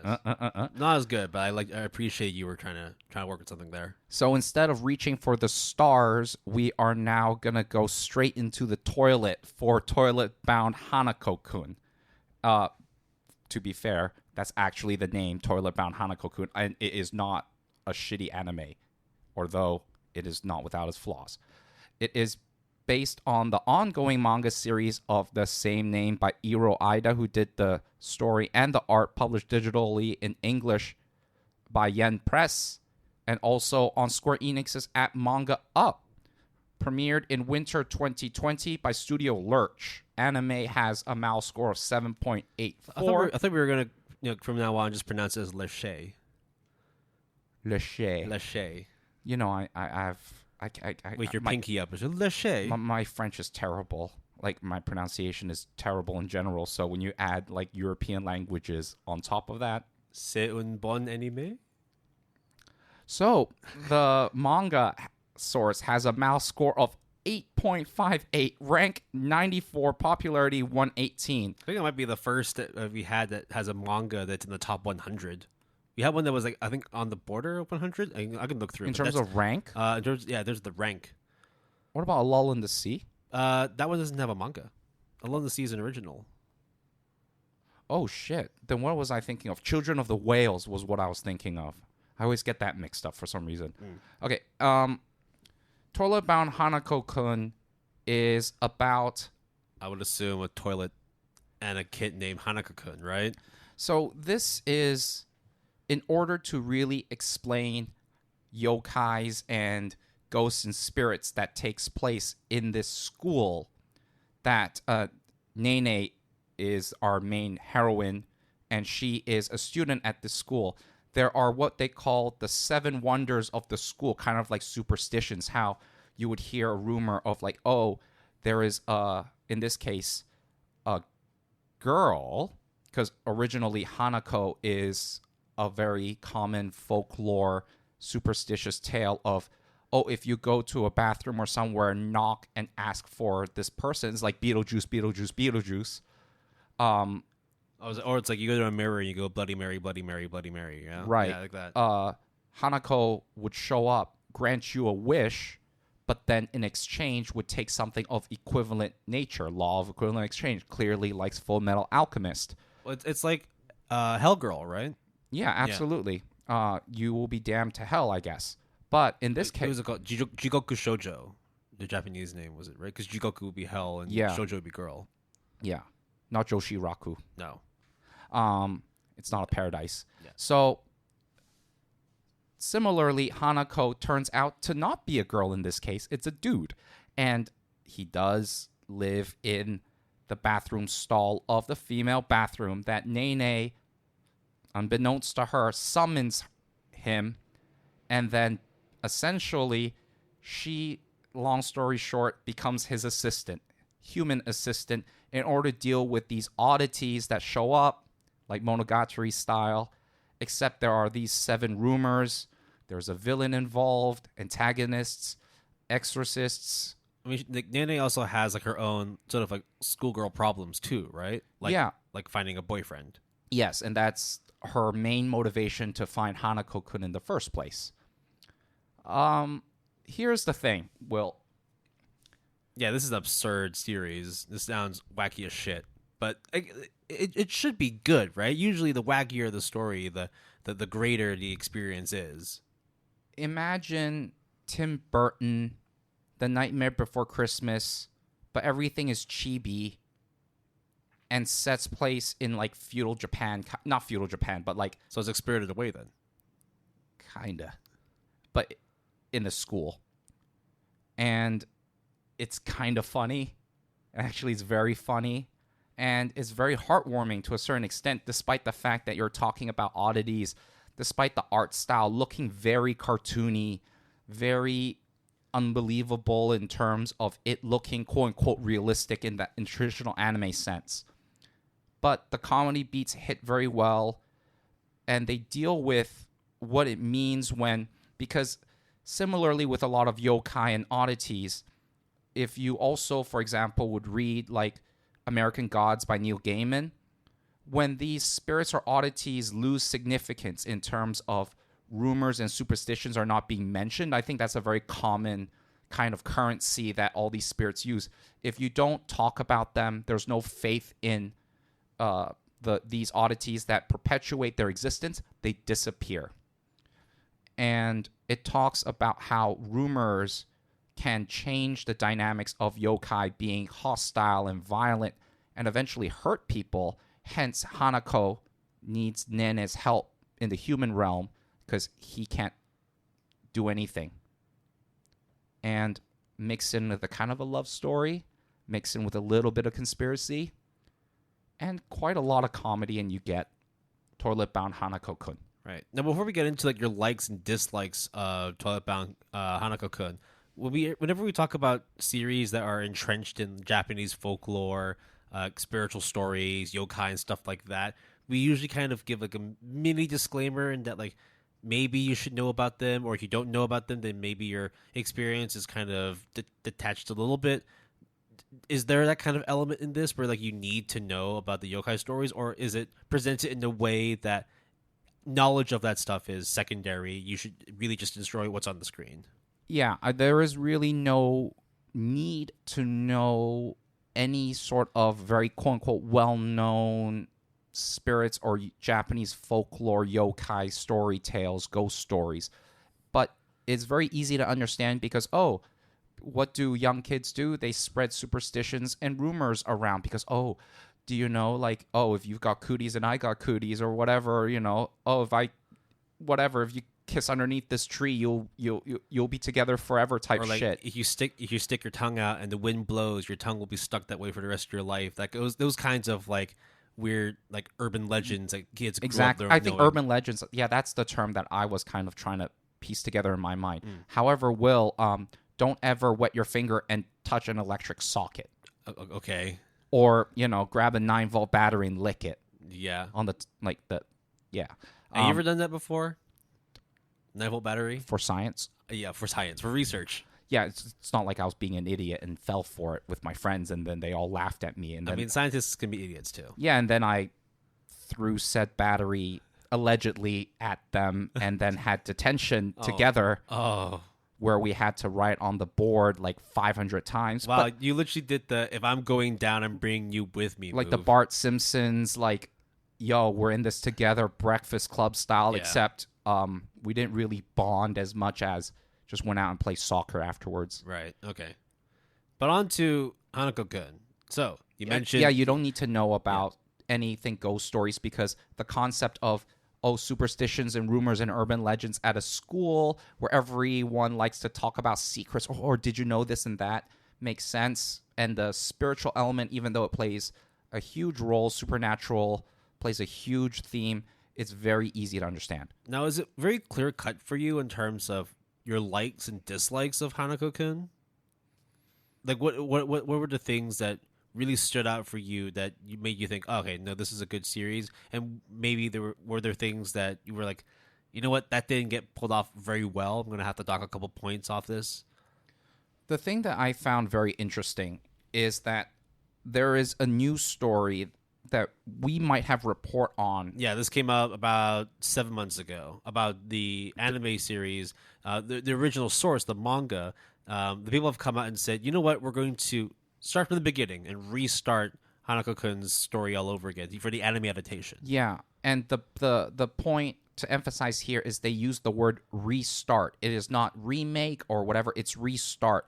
And the trailer that was released, in December of 2022 shows the exact same art style, which leads me to believe it's also done by the same studio and everyone is reprising the roles.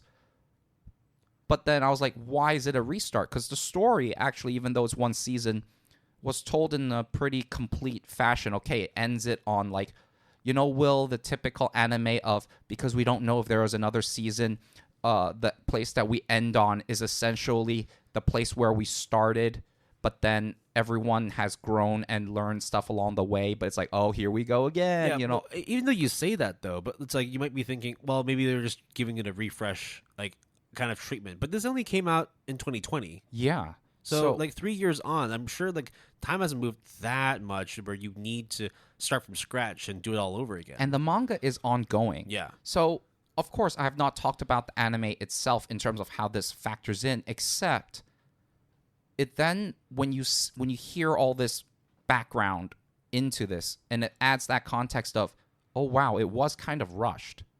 Or maybe, maybe there were certain elements that were cut out to be able to fit it into the anime season. Right, because the 7 wonders of the school obviously show up, but some mysteriously were offed or disappeared or omitted, but they admit that they're there, kind of, and then I'm guessing that there's a lot more interactions. Maybe something that's a little bit more faithful to the original source. Right, just because they have to cut out or because at that time there wasn't a lot of manga to adapt or they didn't know. I mean, there's so many things. Even the main antagonist is not an antagonist or a villain per se. So it's like, it's one of those gray areas. Like, I'm not necessarily a clear bad person, but I am like your rival or against you. And to really distill that in like a couple episodes is such a hard thing to do. Yeah. Well, I mean, it's only occur, right? Did you enjoy watching that full series? Were there moments that they're like stand out for you?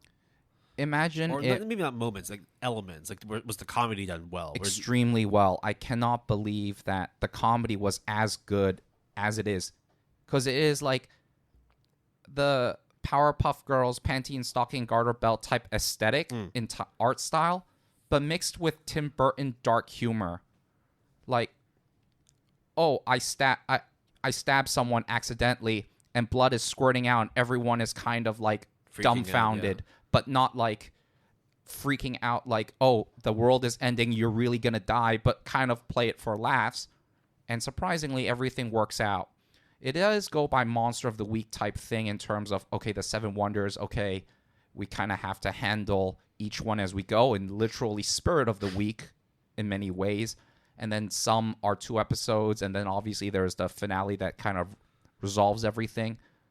However, it was done in such a way that each iteration, monster of the week type stuff, spirit of the week type stuff, adds on to the dynamics of the characters that have already been introduced. So it's all sort of like building up pretty methodically throughout the season. Then. Yep. And of course, it's not spoilery to say that there are some sort of romantic developments between Nene and Hanako-kun.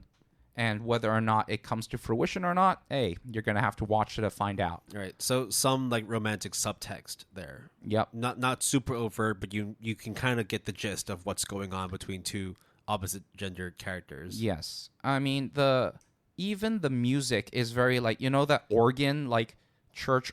Yeah. It's like Symphony of the Night, Castlevania type style. That whole aesthetic is very much like Halloween-esque in terms of like the holiday Halloween, not the horror movie Halloween, but played for laughs. And very entertaining, very fun. 8 out of 10. I think. What could have it done better? Because you mentioned that it could have been maybe a rush job. You were very aware that despite there being 7 wonders or 7 elements in this series, and not all of them were talked about, some were omitted.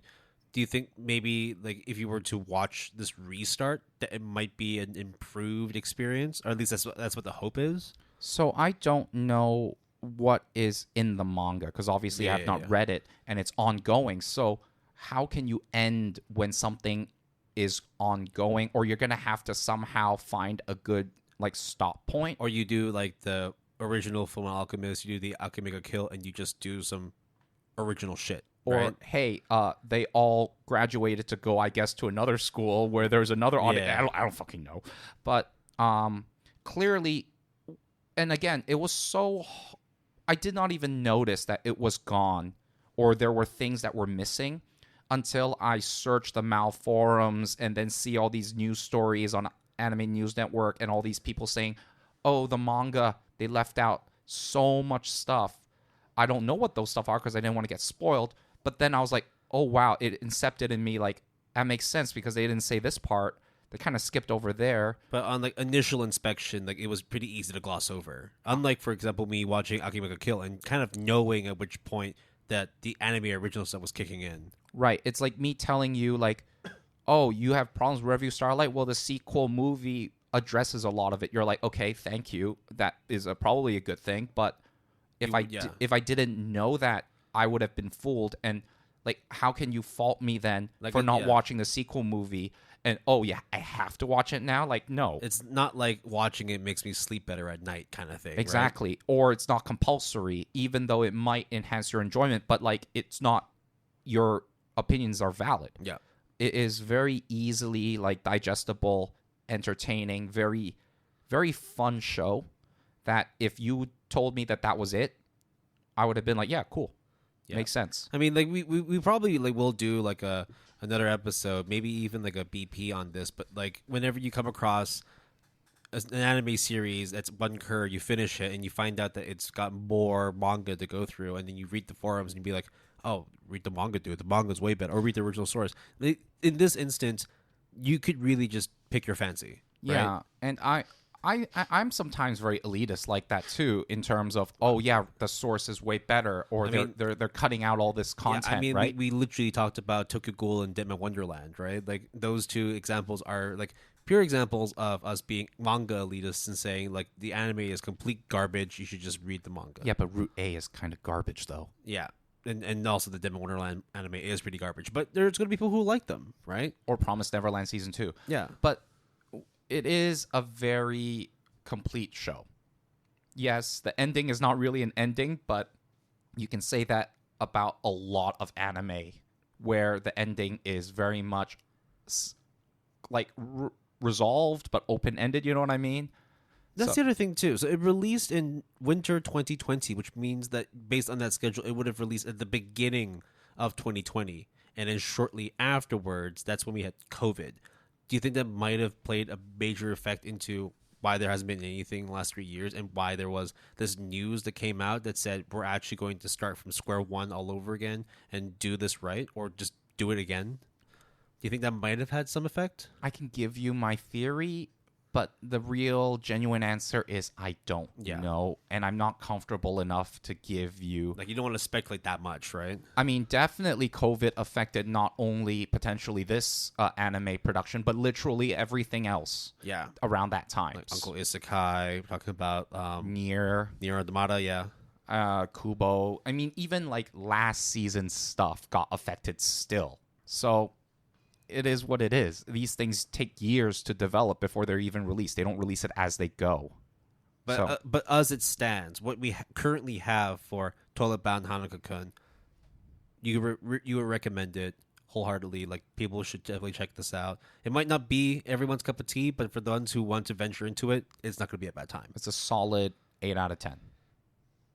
Fucking great. Okay, on to my last cleanup for today. Now, I've talked about Akame ga Kill. I've talked about Revue Starlight. I am now finally getting into the last one, which is A Lull in the Sea. Oh, I really want to know what you feel about this show. This is another anime original that we're talking about for this episode, released back in fall of 2013, so almost a full 10 years ago, produced by possibly one of our personal favorites, PA Works, given the fact that they not only just do really good productions, they also do very good original series. So I'm not going to go into the mal details yet, because I want to go into, well, first of all, I'll go into the story. So before that, it's how many? It's 2 curs. 2 curs, but instead of it's 26 episodes, so it's a little bit longer than 2 curs. Right. Now, the story follows a group of middle school children that live in the ocean, in the sea, actually. In the town that they live in is called Shoujo. Okay. Yeah. And you're gonna get. I don't know anything about this, by the way, besides the pedigree and PA Works. So they are a race of humans that actually live underwater, and the reason why they're able to live underwater is because they have a protective layer of skin over their bodies called enna. It's in a way kind of like allows for them to be able to oxidize ocean waters and actually grab the oxygen molecules out, so they can breathe and swim underwater without much sort of impedance, not much detriment to. So their skin is gills. It's slightly, but it's not like visually, like you can't really see it. It's just, Right. It's like a little sheen, like a little glimmer that if you look closely, it kind of shines under the sunlight. But it's kind of like a dwindling town, because long ago there were people that decided they were fed up with living underwater and wanted to retake the land and live above the water. They found out, though, that in order for them to do that, they needed to essentially break out of their shell, no longer have that enna on them, and just live as regular, normie human beings. So you have the sea people who live in Shioshishio, and then you have the land people who live in Oshioshio. Okay. Yeah, it's we'll skip past that, because naming isn't necessarily the best thing about this series. That's fair.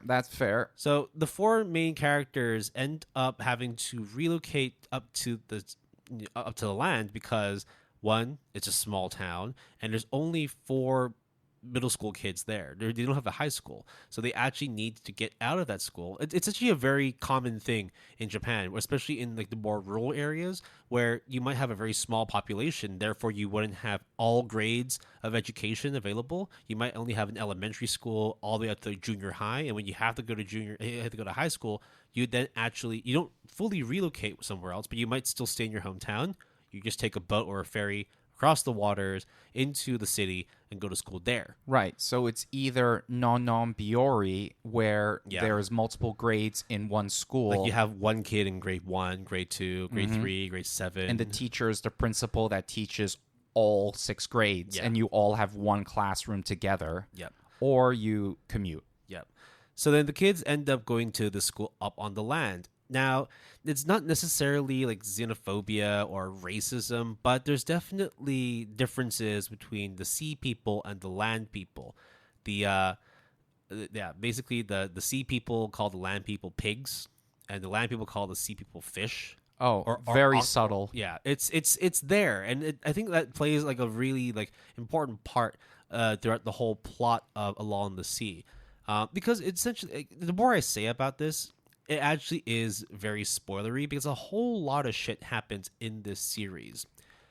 So, okay, how about I ask you questions? And again, I've not read the plot synopsis to make sure that I'm as spoiler-free as possible. Yeah, maybe before you ask the questions, I'll sort of give you a quick sort of breakdown on what I feel about the show. Oh, yeah, sorry. And then afterwards, then you can then, after that, then you might have the more questions to ask on that. Sure.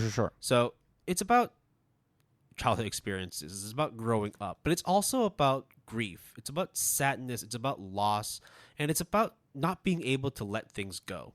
It's about trying to find your place in life but knowing that because everything is changing around you, that you yourself don't want to change. But because you don't change, you feel left behind. You feel lonely. You feel like you don't belong in this place anymore. And rather than try and assimilate into this new society, you decide to rebel and kind of do things on your own. But then you realize again that by doing things on your own, you also don't have the patronage, the love, the kindness and warmth that comes from people who are also going through the same changes as you. So there's no camaraderie, right? Exactly. Or at least it's harder to seek out camaraderie. Yeah. I have to say that of the 3 cleanups I've done, this one is by far the best that I've watched. Not only that, we're only halfway through 2023, and we only just did our finale awards a couple months ago. 2 months ago, actually. No, 1 month ago. Yeah. This has the potential to not just be the best anime of this anime season, but of the year for me. I see. It is amazing. I absolutely love this series. So twice now, with Makia being the other one and this one being in, obviously the second one, where I probably wanted to watch the show more than you. You didn't know it existed, but then you got somehow roped into it, and then now you love it to death. Is both like such an interesting phenomenon with me personally. The one thing I will give you, without giving away too much, I know it might be a pretty big giveaway, but I'm going to say it anyway. Is this like potentially spoilery for our listeners that you No, I mean, you can take from it what you will. A Lull in the Sea gave me Anohana vibes. Oh, fuck. Yeah. Okay. I was about to say something like, I thought you were reading the plot synopsis of Shinsekai Yori, but I don't know. No, yeah. I'm not saying it is, because I have no idea, but when you described it, to be fair, I think that in terms of like the emotions that the characters go through, it's not that different from the kids growing up in Shinsekai Yori. the fucking next thing you're going to say to me, which potentially is spoilery, so don't answer this question other than, like, I don't know, give me some sort of visual indication, is there needs to be a time skip, right? I don't know. Okay, got it. So, I think A Lull in the Sea by PA Works, anime original, double curve, 26 episodes, that is a tall order. And it basically meant that there's going to be like areas where it doesn't necessarily pull something off very well. Like, I'll be honest, there were a couple of times of watching the series that things got a little bit too cliche. Especially when you think about, for example, like romance dramas, or you watch like school-based kind of series, especially things that deal with, I mean, like the like tags on unrequited love, Yeah. puppy love. I mean, the falling fact out that of that love. one of the tags for the series is a love polygon, you can kind of figure that it's going to follow some similar conventions as other love polygon series, and this does not really like shy away from it either. It does really play into those character tropes, those genre tropes, and at times it does feel a little bit too tropey. It feels that you kind of already figured this was going to happen, but it's not necessarily a bad thing. I think it's just par for the course. If you're talking about a love polygon, you know that there's somebody that's going to lose out. Basically, like one of the main things you learn from this, and it's not just from relationships, but it's also from growing up and dealing with change, is that when somebody wins, another person loses, and that's always been the case in this series. So it comes down to how those characters try to do their best to be able to win, and what happens when characters end up losing everything or losing the most important thing that they have in their life.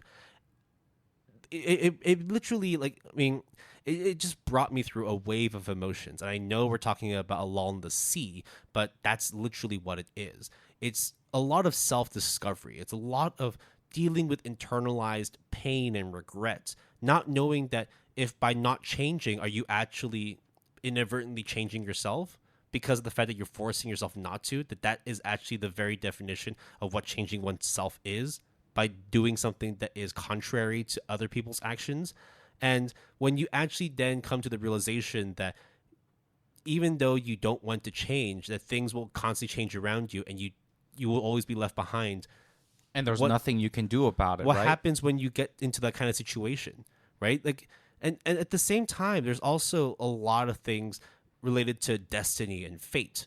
A lot of things in which you want to change but are completely out of your control. Or maybe these aren't actually destined to be your ending or destined to be your path, but rather these are just a course of actions that will naturally happen over time, regardless of what you do about them. I mean, one of the things that I think is always rather interesting in any medium, obviously in this case being anime, is you can have all of the best intentions. You could have everything lined up.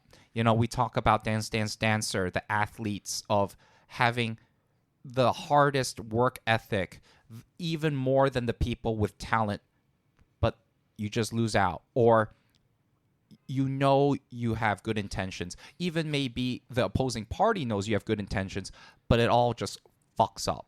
And because of it fucks up, you guilt yourself, or even, you know, we talked about earlier, you know, during our break, for some reason, we talked about survivor's guilt. That is something that is usually self-inflicting, not always, but things of that nature is basically all these themes are like heavy burdens to bear or to discuss, that when you mention in the same breath Anohana, it just is like very illustrative of that gravity, right? Of fuck, and they're all like teenagers. Yeah. The one thing I will say as well, another thing I will say, you might not want to watch Anohana because of how heavy it is, but you could watch A Lull in the Sea. I only cried once, but I was teary-eyed for a lot of it. Okay. It won't scar me like it won't Anohana. Scar, no, not in that way. But it does leave you with a lot of questions for yourself. Like self-reflection, exactly. Right? Like you end up looking at these characters and think, wow, I've done exactly the same thing this person has. There's a lot of relatability between these characters. And you know, despite the fantastical nature, right? It is. I think that's actually a lot of criticism that I saw from like IMDb, from my anime list, from Reddit, that people felt that the fantasy element was kind of just left by the wayside, and the focus on this love polygon wasn't what they wanted when watching Lull in the Sea. But I feel like by I think doing that's fair. But at the same time, and this might sound like condescending, but I feel that you're kind of missing the point if you want to focus on the fantasy point. I get that. It is a wonderful setting that unfortunately does get kind of, you know, ignored after a while, but I think it's also because the story itself is trying to showcase what love really means, what it really means to put yourself out there and try and like do whatever you can to get what you want, but not getting it at the end, or when you actually do have something and you don't realize it until it's too late. So, can I clarify certain quote unquote lore stuff in terms of the Lull in the Sea, right?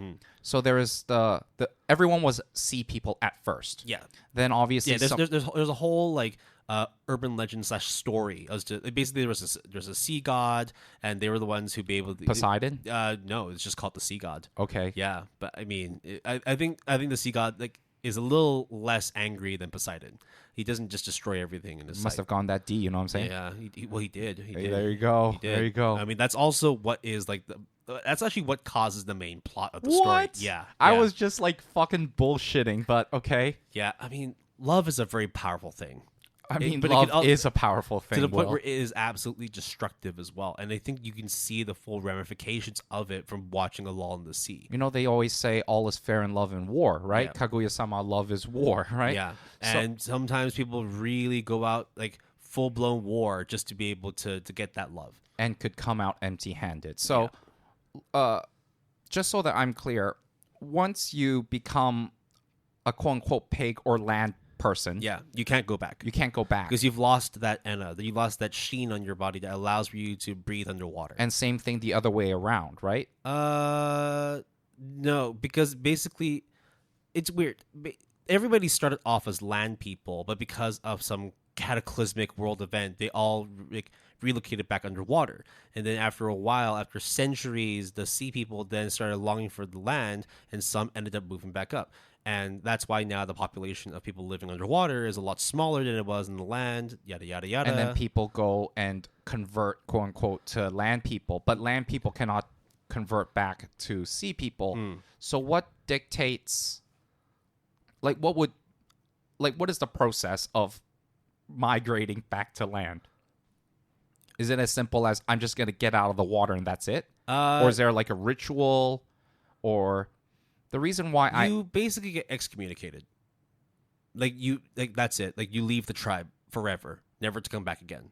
Because in essence, because of the fact that the people at the sea like treasure so much that the sea god has given them, that for you to just give that all away, that's blasphemy, right? And therefore you're turning your back on our people, you should get the fuck out of here. So in other words, there could be a family and then like a divorce type shit happens and then their family branch becomes two branches, and it's a Romeo and Juliet kind of thing. I see. I think you would really get a kick out of watching Along the Sea. How many characters are there in, not even necessarily within this love polygon, but in this like group of teenagers, whether it is land people or sea people, because obviously there's some sort of interaction, right? In terms of important characters, there's like 10. Okay. But like that's the thing. It's a pretty big cast of characters to pay attention to, but they all play a very important part, and none of them really get left by the wayside. I think every character gets their screen time, and everybody gets to tell their story, no matter how painful or how beautiful it is. Are adults pieces of shit? It depends on how you see their circumstance. Oh, God. I love those. Yeah. Holy shit. Multi-layered. Because it's like, sometimes you could see it as them being tough parents, tough love, but you might also see it as just them being greedy. You really do have to think about, like, it's that yin and yang, man. It's just like, how much of them doing these things is actually out of good, whereas what they're actually doing is just pure evil. Right. It's hard for you to discern because, like, when you think about it, everything is pretty much split in two, right? Your love for someone else versus someone's love for you.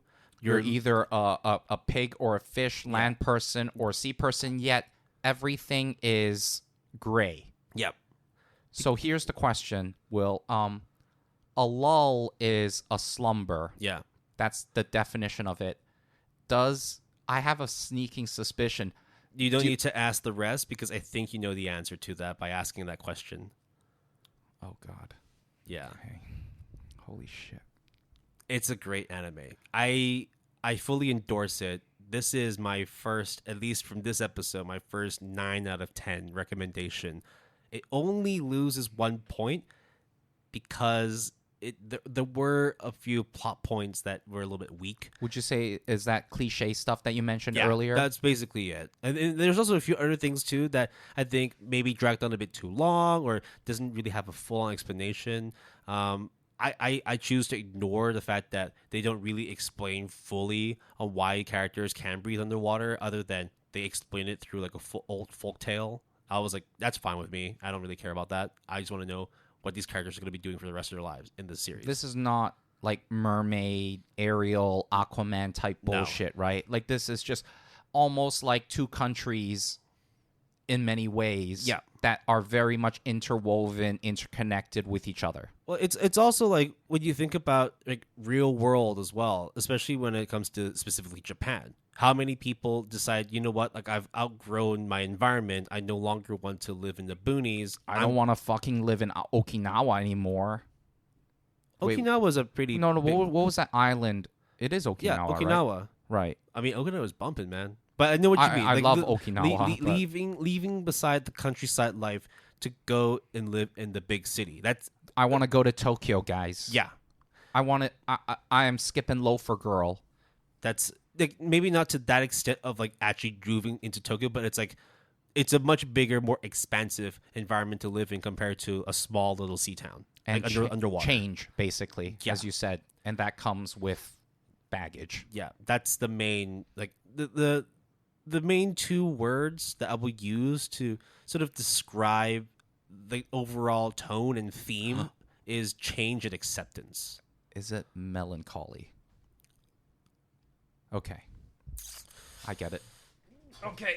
I get it. There's a lot of characters, a lot of storylines that you can pick and choose which ones are melancholic. Now, the last question I would ask before I would talk about my last cleanup is, do you think that there is a possibility, if you do need to, make do with it, do you think you can do like a deep dive character now? Like, do you think you can talk like at length about this anime? I mean, we only just passed the 2-hour mark, but if I was to keep talking about it, like a spoiler, with spoilers, I could go on. Even the production. So we actually haven't really talked that much about the production. Do you want to really mention that briefly? Works did a fucking amazing job. It looks great. The music is so fucking good.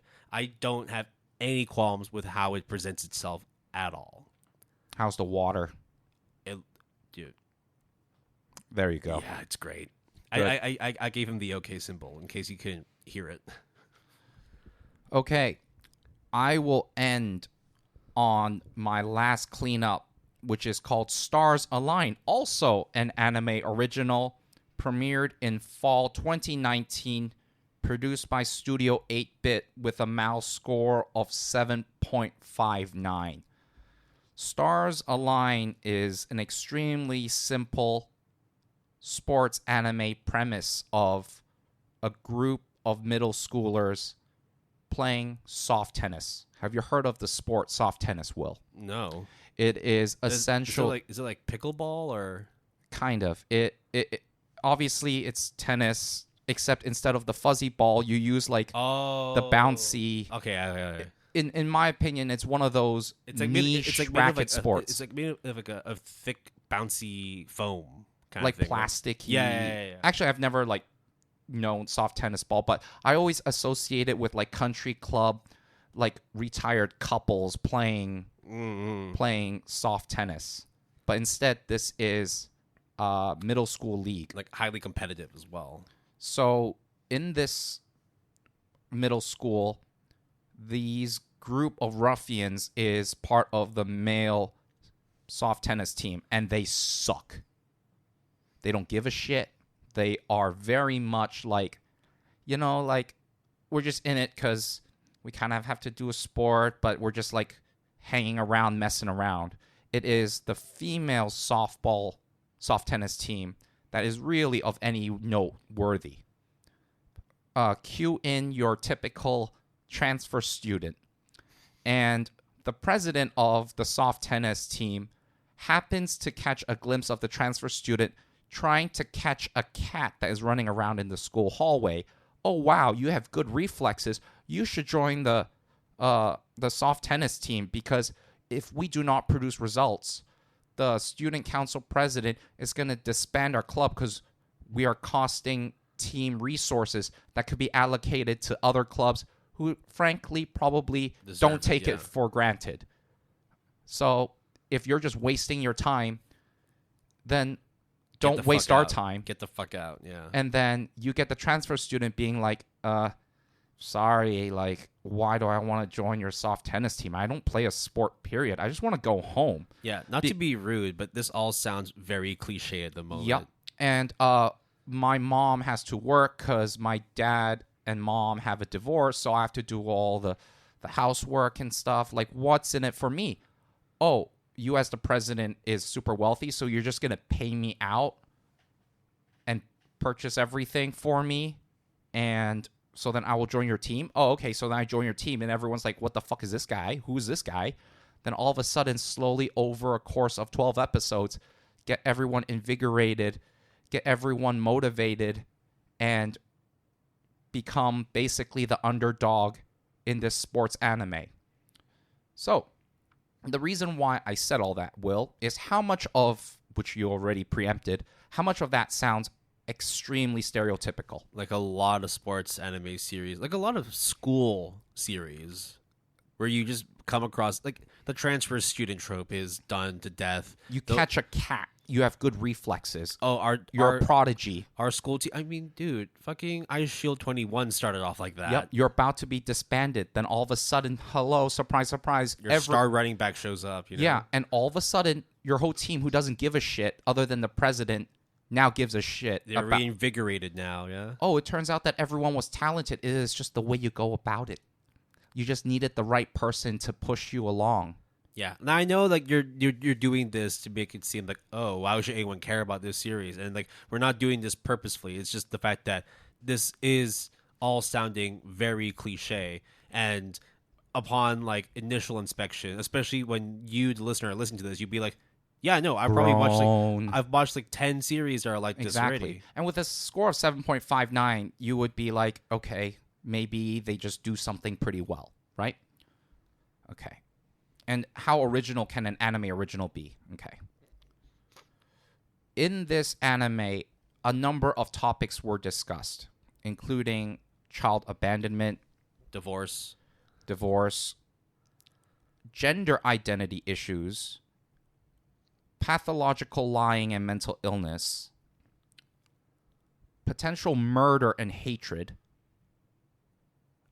ego, that obviously comes with a lot of sports anime, like lack of control of ego, potential self-harm, and all done in a way that is completely unexpected. You know the saying of don't judge a book by its cover. I mean, bro, you're talking about murderous intent and like mental like psychological issues and whatnot. Like this is all very unexpected when talking about what appears to be on the surface a shonen sports series. Child abuse, Yeah. manipulation. Like to the point where you're fine-tuned as a pathological liar. Yeah, it is such an odd story because all those things I said actually have very little, other than maybe like ego, right? Has to do with sportsmanship or the sports of soft tennis. And I'm sure you would know that in the pantheon of sports animes, if you really need to boil it down, which is not really fair to the genre, but if you really need to boil it down, there are two types of sports anime. The anime where the sports is the central focus, that is the main thing that ties everything together, or it is used as a pretense to then talk about issues, talk about themes, character drama, and interactions. You would say like Captain Tsubasa is purely soccer. It's purely the sports. Right. Whereas Ping Pong, the animation, is everything else behind it. It's funny you said Ping Pong, the animation, because that was like, if you really think about it, there's a lot of fucked up things in Ping Pong, the animation. So minus the weird art style, the very good Are you talking about Ping Pong or are you talking about Stars Line? Ping Pong. Okay. The quirky art style that Yuasa has implemented, the very well done one. Tatsunoko Productions did really well for that, yeah. Exactly. If you exclude the art style, even the soundtrack is done by a fusion jazz band. Yeah. And it is hella good. The graphics, animation, because there's like the 3D used during some parts, but actually a lot of the matches don't use 3D. The main 3D is the ball. Yeah. They actually have it. It's such a weird show. And it is unfortunate because there are certain controversies that stopped it from potentially being a very good show. The first thing was it encountered a certain controversy regarding its ending credits. There was essentially a very typical ending credits of these characters dancing. But then somehow it's like copyright infringement or like plagiarism of this TikTok trend. And then the studio had to come out and apologize for it. Then here's the other thing, which is because of this and other things, it was originally slated to be a double cur original anime. And they were in production and had like a lot of it done. Then out of nowhere, due to hot water, the production committee is like, your 24 episodes is going to be 12 now. Like straight up out of nowhere, when they probably have produced like 3/4 of it just waiting to be released. It's like, nope, you're not even going to release it in Blu-ray. It's just game over. Then comes the fans trying to get the funding to finish the rest of the double cur, which unfortunately the director has come out and said that it's not feasible anymore, but it took several years to get to that point of giving up on the project. The other thing I found out was it bombed in Japan. Like, it did horribly.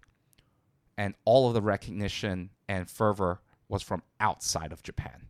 But because, as we mentioned before, because it doesn't really, a lot of Japanese production committees or just companies in Japan don't really care a lot about international as much as domestic, just because it's the way it is. It did not receive a lot of support. Yeah, it's again that whole Galapagos syndrome thing where like whatever you think is popular in Japan probably isn't, and there's stuff that like you probably never heard of but is incredibly popular in Japan. Like, okay, just to sort of rewind and talk about Btooom, for example. Yeah. Btooom is massively popular overseas, but in Japan, when they were doing Blu-ray sales, initial launch, they only sold 300 copies in Japan. Like, it is so weird going back to Btooom, right? When your cover is the Xbox 360 like parody art, but the Xbox 360, historically speaking, did horrendous performance in Japan. Like, I don't understand. I mean, I appreciate it. It's a nod to a good console that I used throughout like my academic career. I think it's probably just easier to parody Microsoft, an American company, as opposed to doing anything like PlayStation. Sony. Yeah, like it could be. It could be. I mean, but we won't know for sure. We won't have the statistics or the data or the people to back up these claims. But when you see this countless times, you can't help but So there's a lot of like controversy and corporate betrayal that's been invoked on Stars Align, and so basically, like you could safely say it's been dealt a shorthand from the get-go. Yes, and of course you can say, Jason, isn't this the moment where you say the stars are not aligned? Yeah. Okay. Yeah. Okay. Yeah. Sure. Yeah. Sure. Pat yourself in the back. Yep, I did. Yep. But here's the thing, Will. I really wanted to give this a 9 out of 10. I really wanted to. But I couldn't. It's a show where when you finish the 12 episodes, even though in many ways it does wrap things up, despite the cliffhanger ending in the post-credit scenes, a very big cliffhanger, by the way, it was very clear that at that point, oh yeah, this is going to start the second curve, which obviously didn't happen despite having several episodes already produced. Like, it could have been more than what it originally is. And it would have gone places, because it's not every day where you talk about all these topics of child abuse, helicopter parent, egotistical. And I'm not necessarily always talking about the parents. In fact, 80% of it is about like middle school kids talking about being adopted, but then like how despite being loved, it doesn't feel right. But is there a wrong or a right? Not really. But does that mean then you denounce how that person feels? Or do you go to certain lengths to end something when at one point do you cash in on a certain arrangement, or you had no intentions of cashing it in, but then it is such a complex like anime, all on the backdrop of a niche racket sport. Is it a shonen? Yeah. Because you're talking about some real seinen shit. I would say they're all middle schoolers, so it is shonen, but it's nothing like a shonen. It's all seinen.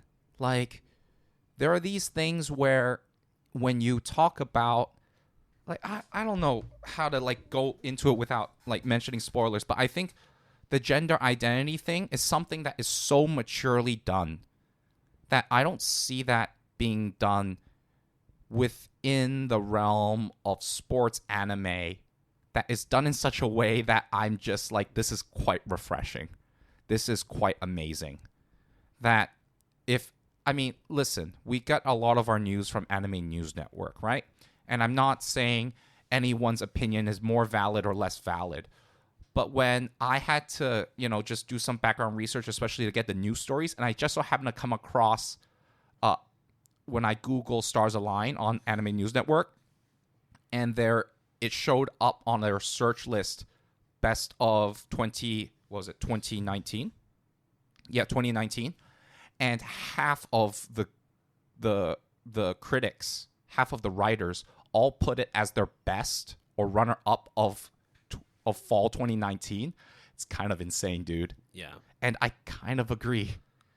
Like, and I'm only giving it an 8 out of 10 because it falls short. Yeah. But it's not their doing. It's just the fact that they were... I don't know. Like, we talk about the corporate portrayal, the last minute pullout of, like, the last 12 episodes and whatnot. But like, imagine you finishing a series only, like, literally at the last second, pull the plug. And then people shit on you because it isn't what they saw publicly is an incomplete anime, and you're not even allowed to say anything until after the fact due to stipulations, and also you can't even sell on Blu-ray. I mean, it's like that live-action Sonic movie, right? When they first released the trailer, they were like, and how what the fuck did that Sonic looks like that? And then they realized, okay, I know we are deep in production, but let's start all over again. But then after that, it's like, oh wow, you guys, chickened out. You guys are just starting all over again. Boo. Then have the fans of Starlight make such a conscious effort to be like, oh, we'll fund your shit. And even have that be rejected. Yeah. Is insane, the story behind it. And despite the anime's tone, it covering a lot of dark subjects, the palette in which it is used is not like pessimistic, it is not cynical, but it almost makes it worse, because when you see just the depravity and just how bad human beings are to one another, you just can't. It's like in the Lull in the Sea. Okay, I don't know for a fact, but I'm assuming Lull in the Sea is very colorful. Oh, it's absolutely beautiful, yeah. But the subject matter that they go through is anything but full of vibrancy and just positivity. There could be, but it looks very pretty, but maybe once you touch it, it breaks. Yeah. Stars Align is that in a nutshell. And even though it is an 8 out of 10, it probably should be like a 9.5 out of 10, really. Well, I mean, there is a glimmer of hope. I mean, back earlier this year in February, Kazuki Akane, the director for the series, mentioned that he's still trying to find a way to get this thing back on screen. However, of course, the script it needs to be rewritten because a lot of the nuances now could be lost in translation this time. Not to mention that they've also been going through some pretty tough health situations over the last 2 years. So they are working on trying to get this a successful sequel. It's just that as of now in 2023, they're still no closer to getting it back on air. And it is unfortunate because a lot of the things that they tackle, I think, is a lot of issues that the typical Japanese government or population tries to not either acknowledge or sweep under the rug. And it's something that is more discussed or more tackled in Western media, international media, such that when you see an anime criticizing a parent being a helicopter parent, despite, in my opinion, showing all the symptoms of being overprotective, over-controlling, and you might have some problems with it because you might be like that. Yeah. But it also plays fair because it shows when you coddle a child, then they get battered and bruised when they face the harsh realities of life, when not everything is rosy. Yeah. And I think that's basically, like you mentioned, right? That's probably what the director is saying in terms of like writing a new script in fear that the nuance that he was going for gets lost in translation, where people see that and they criticize it because it attacks the very thing that they are. And that's probably why production halted. Look, from the sounds of it, this sounds like, I wouldn't say an incredible series, but it sounds like something that is very deeply profound, can give you a lot more than just what the meaning of life is, and also shine a light on certain things that you probably brush under the rug and have to like deal instead of doing that, having to come face to face with it and dealing with it head on. I think similar to A Lull in the Sea. Again, I'm not trying to necessarily say I'm comparing the two, but I purposely wanted both of us to talk about these two shows last, is because whereas A Lull in the Sea, for all intents and purposes, based on what you're saying and what everyone else is saying on the internet, it's a lot cheerier than this. And they pulled it off, right? In terms of sticking the landing, delivering the package. Yeah. Here, they did not necessarily pull all of it off or most of it off, but almost like I want to give it an extra point or 1.5 points just because you tried. And it could have been so much more, and we don't fault you for not being able to stick the landing. Because it's not your fault. It was everything else, and despite that, you still managed to convince me to advocate. Right. But it is, unfortunately, only an 8 out of 10. Now, with all the series that you watched, right? Hanako-kun, Stars Align, Btooom, and Dancer. Is there one that you can outright say, y'all should watch this if you haven't? Stars Align. I think the safe and good choice would be Dancer. And I really like the show. I think Stars Align does not show up all the time. And for me to really think about the show despite all its flaws, to me is I just want more people to watch it. And whether or not you come out of it on the other side praising it or criticizing it, the fact that I would advocate for people to watch it, to me is just enough. Right. I think for me, it's straightforward. A Lull in the Sea is by far the number one recommendation I have on my side. And look, I think the score on my anime list is a 7.97, which is still very good. I wouldn't say that like it's unfair that it's not above an 8. Because again, I think I'm attaching like some personal feelings to it based on stuff I've watched in the past. But if I say if it was an 8.4, you would be like, oh yeah, that checks out. Yeah. If it was an 8.1, I'd be like, yeah, no, that's completely fair. That's why I'm not I'm not mad at it being a 7.97. I think that's a very fair score because it's basically like middle of the road for people who either really, really love the show or are only just okay with the show. And you always get people that review bomb it, or the opposite. They give 10 out of 10 when they may not feel that way. Yeah. Oh, there's also people that I've seen on Mal. They're like, I didn't like this because I don't love love stories. It's like, well, then why do you watch this? Love Polygon is like the number one tag on this thing. You know, like you have those kinds of people. I'm into geometry, just not like love. Yeah. You know, like I. It's like watching Toilet Bound Hanako-kun and expecting a lot of toilets. And like, oh, that toilet doesn't even flush itself. That's bad. Are you saying that prison school is not a prison nor a school? Yeah. Oh, have you watched Prison School yet? No. Oh my god, you should watch it. Hey, we are recording this in advance because you have some travel plans. There is a good amount of time in between then where, in my opinion, I need to clear out ideally more than half of my on hold list, such as like watching or hearing about a Lull in the Sea and talking about a Revue Starlight, Danseur. I'm like, oh yeah, I forgot about Nodama Katabile and Honey and Clover. Maybe I. Those were really good. I know, Will. So my plan is. Did you finish Honey and Clover? Both of them are sitting on the 1 cur mark of the 2 curs of the first season. Yeah, you're gonna have to get into season 2, man. Yeah, I know. Oh, it's so good. Oh God. I think that's about it, right? That wraps it up. I mean, we don't need to talk about potentially our picks for Cleanup 6. Not picking them, but like where we stand, right? You haven't watched a single episode of Prison School, right? Don't waste it. I will. I mean, unless if you really want to. I'll throw it in there. Why not? Sure. But yeah, we're not going to talk about Cleanup 6 yet, simply because we haven't fleshed out like each potential pick that we may have.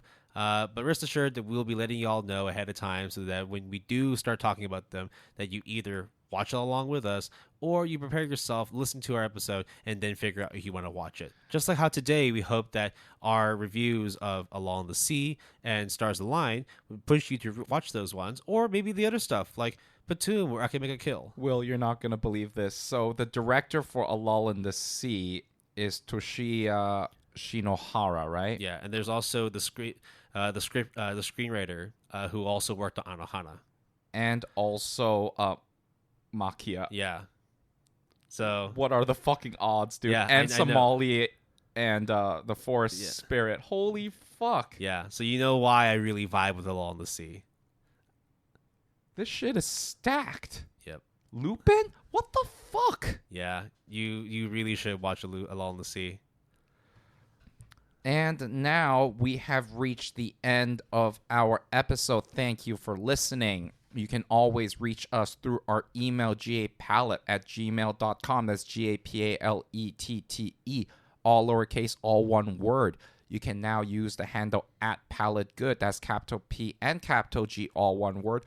Or if you want to be cool like me and register on Threads, we are @GoodAnimePalette, all lowercase, all one word. We don't need to talk about meta, but hey, if you want, www.facebook.com/PaletteGood, capital P and capital G, all one word. But at the end of the day, we probably would want to tell you to check out our website, www.goodanimepalette.com, all lowercase, all one word, including our rules page that is on there. We put in a lot of effort just to make sure everything is kosher on there. In so we terms don't of, have to talk about it every single time we do these episodic formats. You're probably sick of it. We are sick of it. And guess what? We don't have to worry about it no more. It's on there now. You can probably join us on Discord to tell us, Jason, you should probably watch A Lull in the Sea or Prison School. Or to Will, like, hey, how about just chill out for a bit? I don't know. I'm not going to say anything. Or watch Jormungand. Maybe. Guns blazing. Our music credits for this episode, though, our intro music is I opened the wrong stall for like 10 seconds, Will. Yeah, don't worry about it. Look, we run through a lot of music per season, and therefore it's quite easy for us to kind of forget which songs we're repping, but don't worry. We always, of course, have the show credits written in our show description, including all the music credits that are provided by Epidemic Sounds. That's where we got our music from. They have a very wonderful platform of not royalty-free music, but music that is provided by artists from all over the world to be able to enhance your soundtracks and add stuff into your movies, your YouTube videos, whatever it may be. Yeah, we have a referral link in the show description. Terms and conditions apply. So now I have it open now. Our intro music is Never or Right Now by ELFL. Our break music is Never Gonna Wake Up, the instrumental version by Mindme. And our outro music is Like the Ocean by The Big Letdown. We have said our show housekeeping script out a little bit out of order, but no worries. Everything will be just fine within the show description. We give where credit is due, and everything is provided in the show description. So that was 48 episodes. Well, the maximum of 48 episodes. I think overall you watched like 40, because you only watched 4 episodes of Btooom. Yeah. So 12, 12, 12, 4. Yeah, I watched 62 episodes. Yeah, I know. I feel maybe we should like lower the 5-cur to maybe like a 4-cur system. Yeah, but it's also like, I mean, that's fine, I guess. I mean, this time around. In the future, we may need to start cutting it down a bit. But look, despite the amount of anime I watched, I thoroughly enjoyed every single thing that I watched. Mm-hmm. Yes, there were criticisms for some of the series, but it wasn't fully detrimental to my overall enjoyment. I don't know about if we should implement like a change policy of, well, that means we're gonna have to change the rules on our website. I know, but like if I just don't like jive with Btooom, for example, then I think everybody gets one. You get one, just like, you know what, this show was absolutely garbage. I want to pick something else out of the hat, and then you know what, like whatever the second option is, you go with that. Well, we can work with it. We can figure out what the best way. We'll figure it out as we go. So have a good rest of the summer until we will see you next time. I think we will have... Are we doing Gotta Watch Them All first, or are we doing ASAP 3 first? Because I know those are the next ones. Episode 64 and 65 are Gotta Watch Them All on ASAP. I just forgot which one comes first. Gotta watch them all. Okay. So I got a lot of Gun Get Online to watch. I mean, we can always reverse it. It's Nah, not, it's cool. No, we make the rules, bro. I've got a 13-hour flight coming up, so that's a lot of time for me to watch a bunch of anime and read some manga. So unless I decide to sleep throughout most of it. I've got all my ASAP materials ready. Yeah, and quite excited to talk about some of those. I mean, just watch, okay? Just a couple more episodes later, it's going to dawn on you that fall is coming up. I know we're only in the second week of summer, but yeah, fall's just 10 weeks away, man. So in other words, you winning the seasonal bet is... Oh, let's not even talk about that yet. Let's just leave that until the day comes, right? We can give little soft updates. But I think this would be a good time to just wrap things up, end it, and call it a day, because we're both very tired from watching a lot of anime. We're going to take a nice long break. But don't worry, these episodes will still come out in order so that your listening experience will not change. Yep. And that's it, guys. Have a wonderful day. Take it easy, y'all. Peace.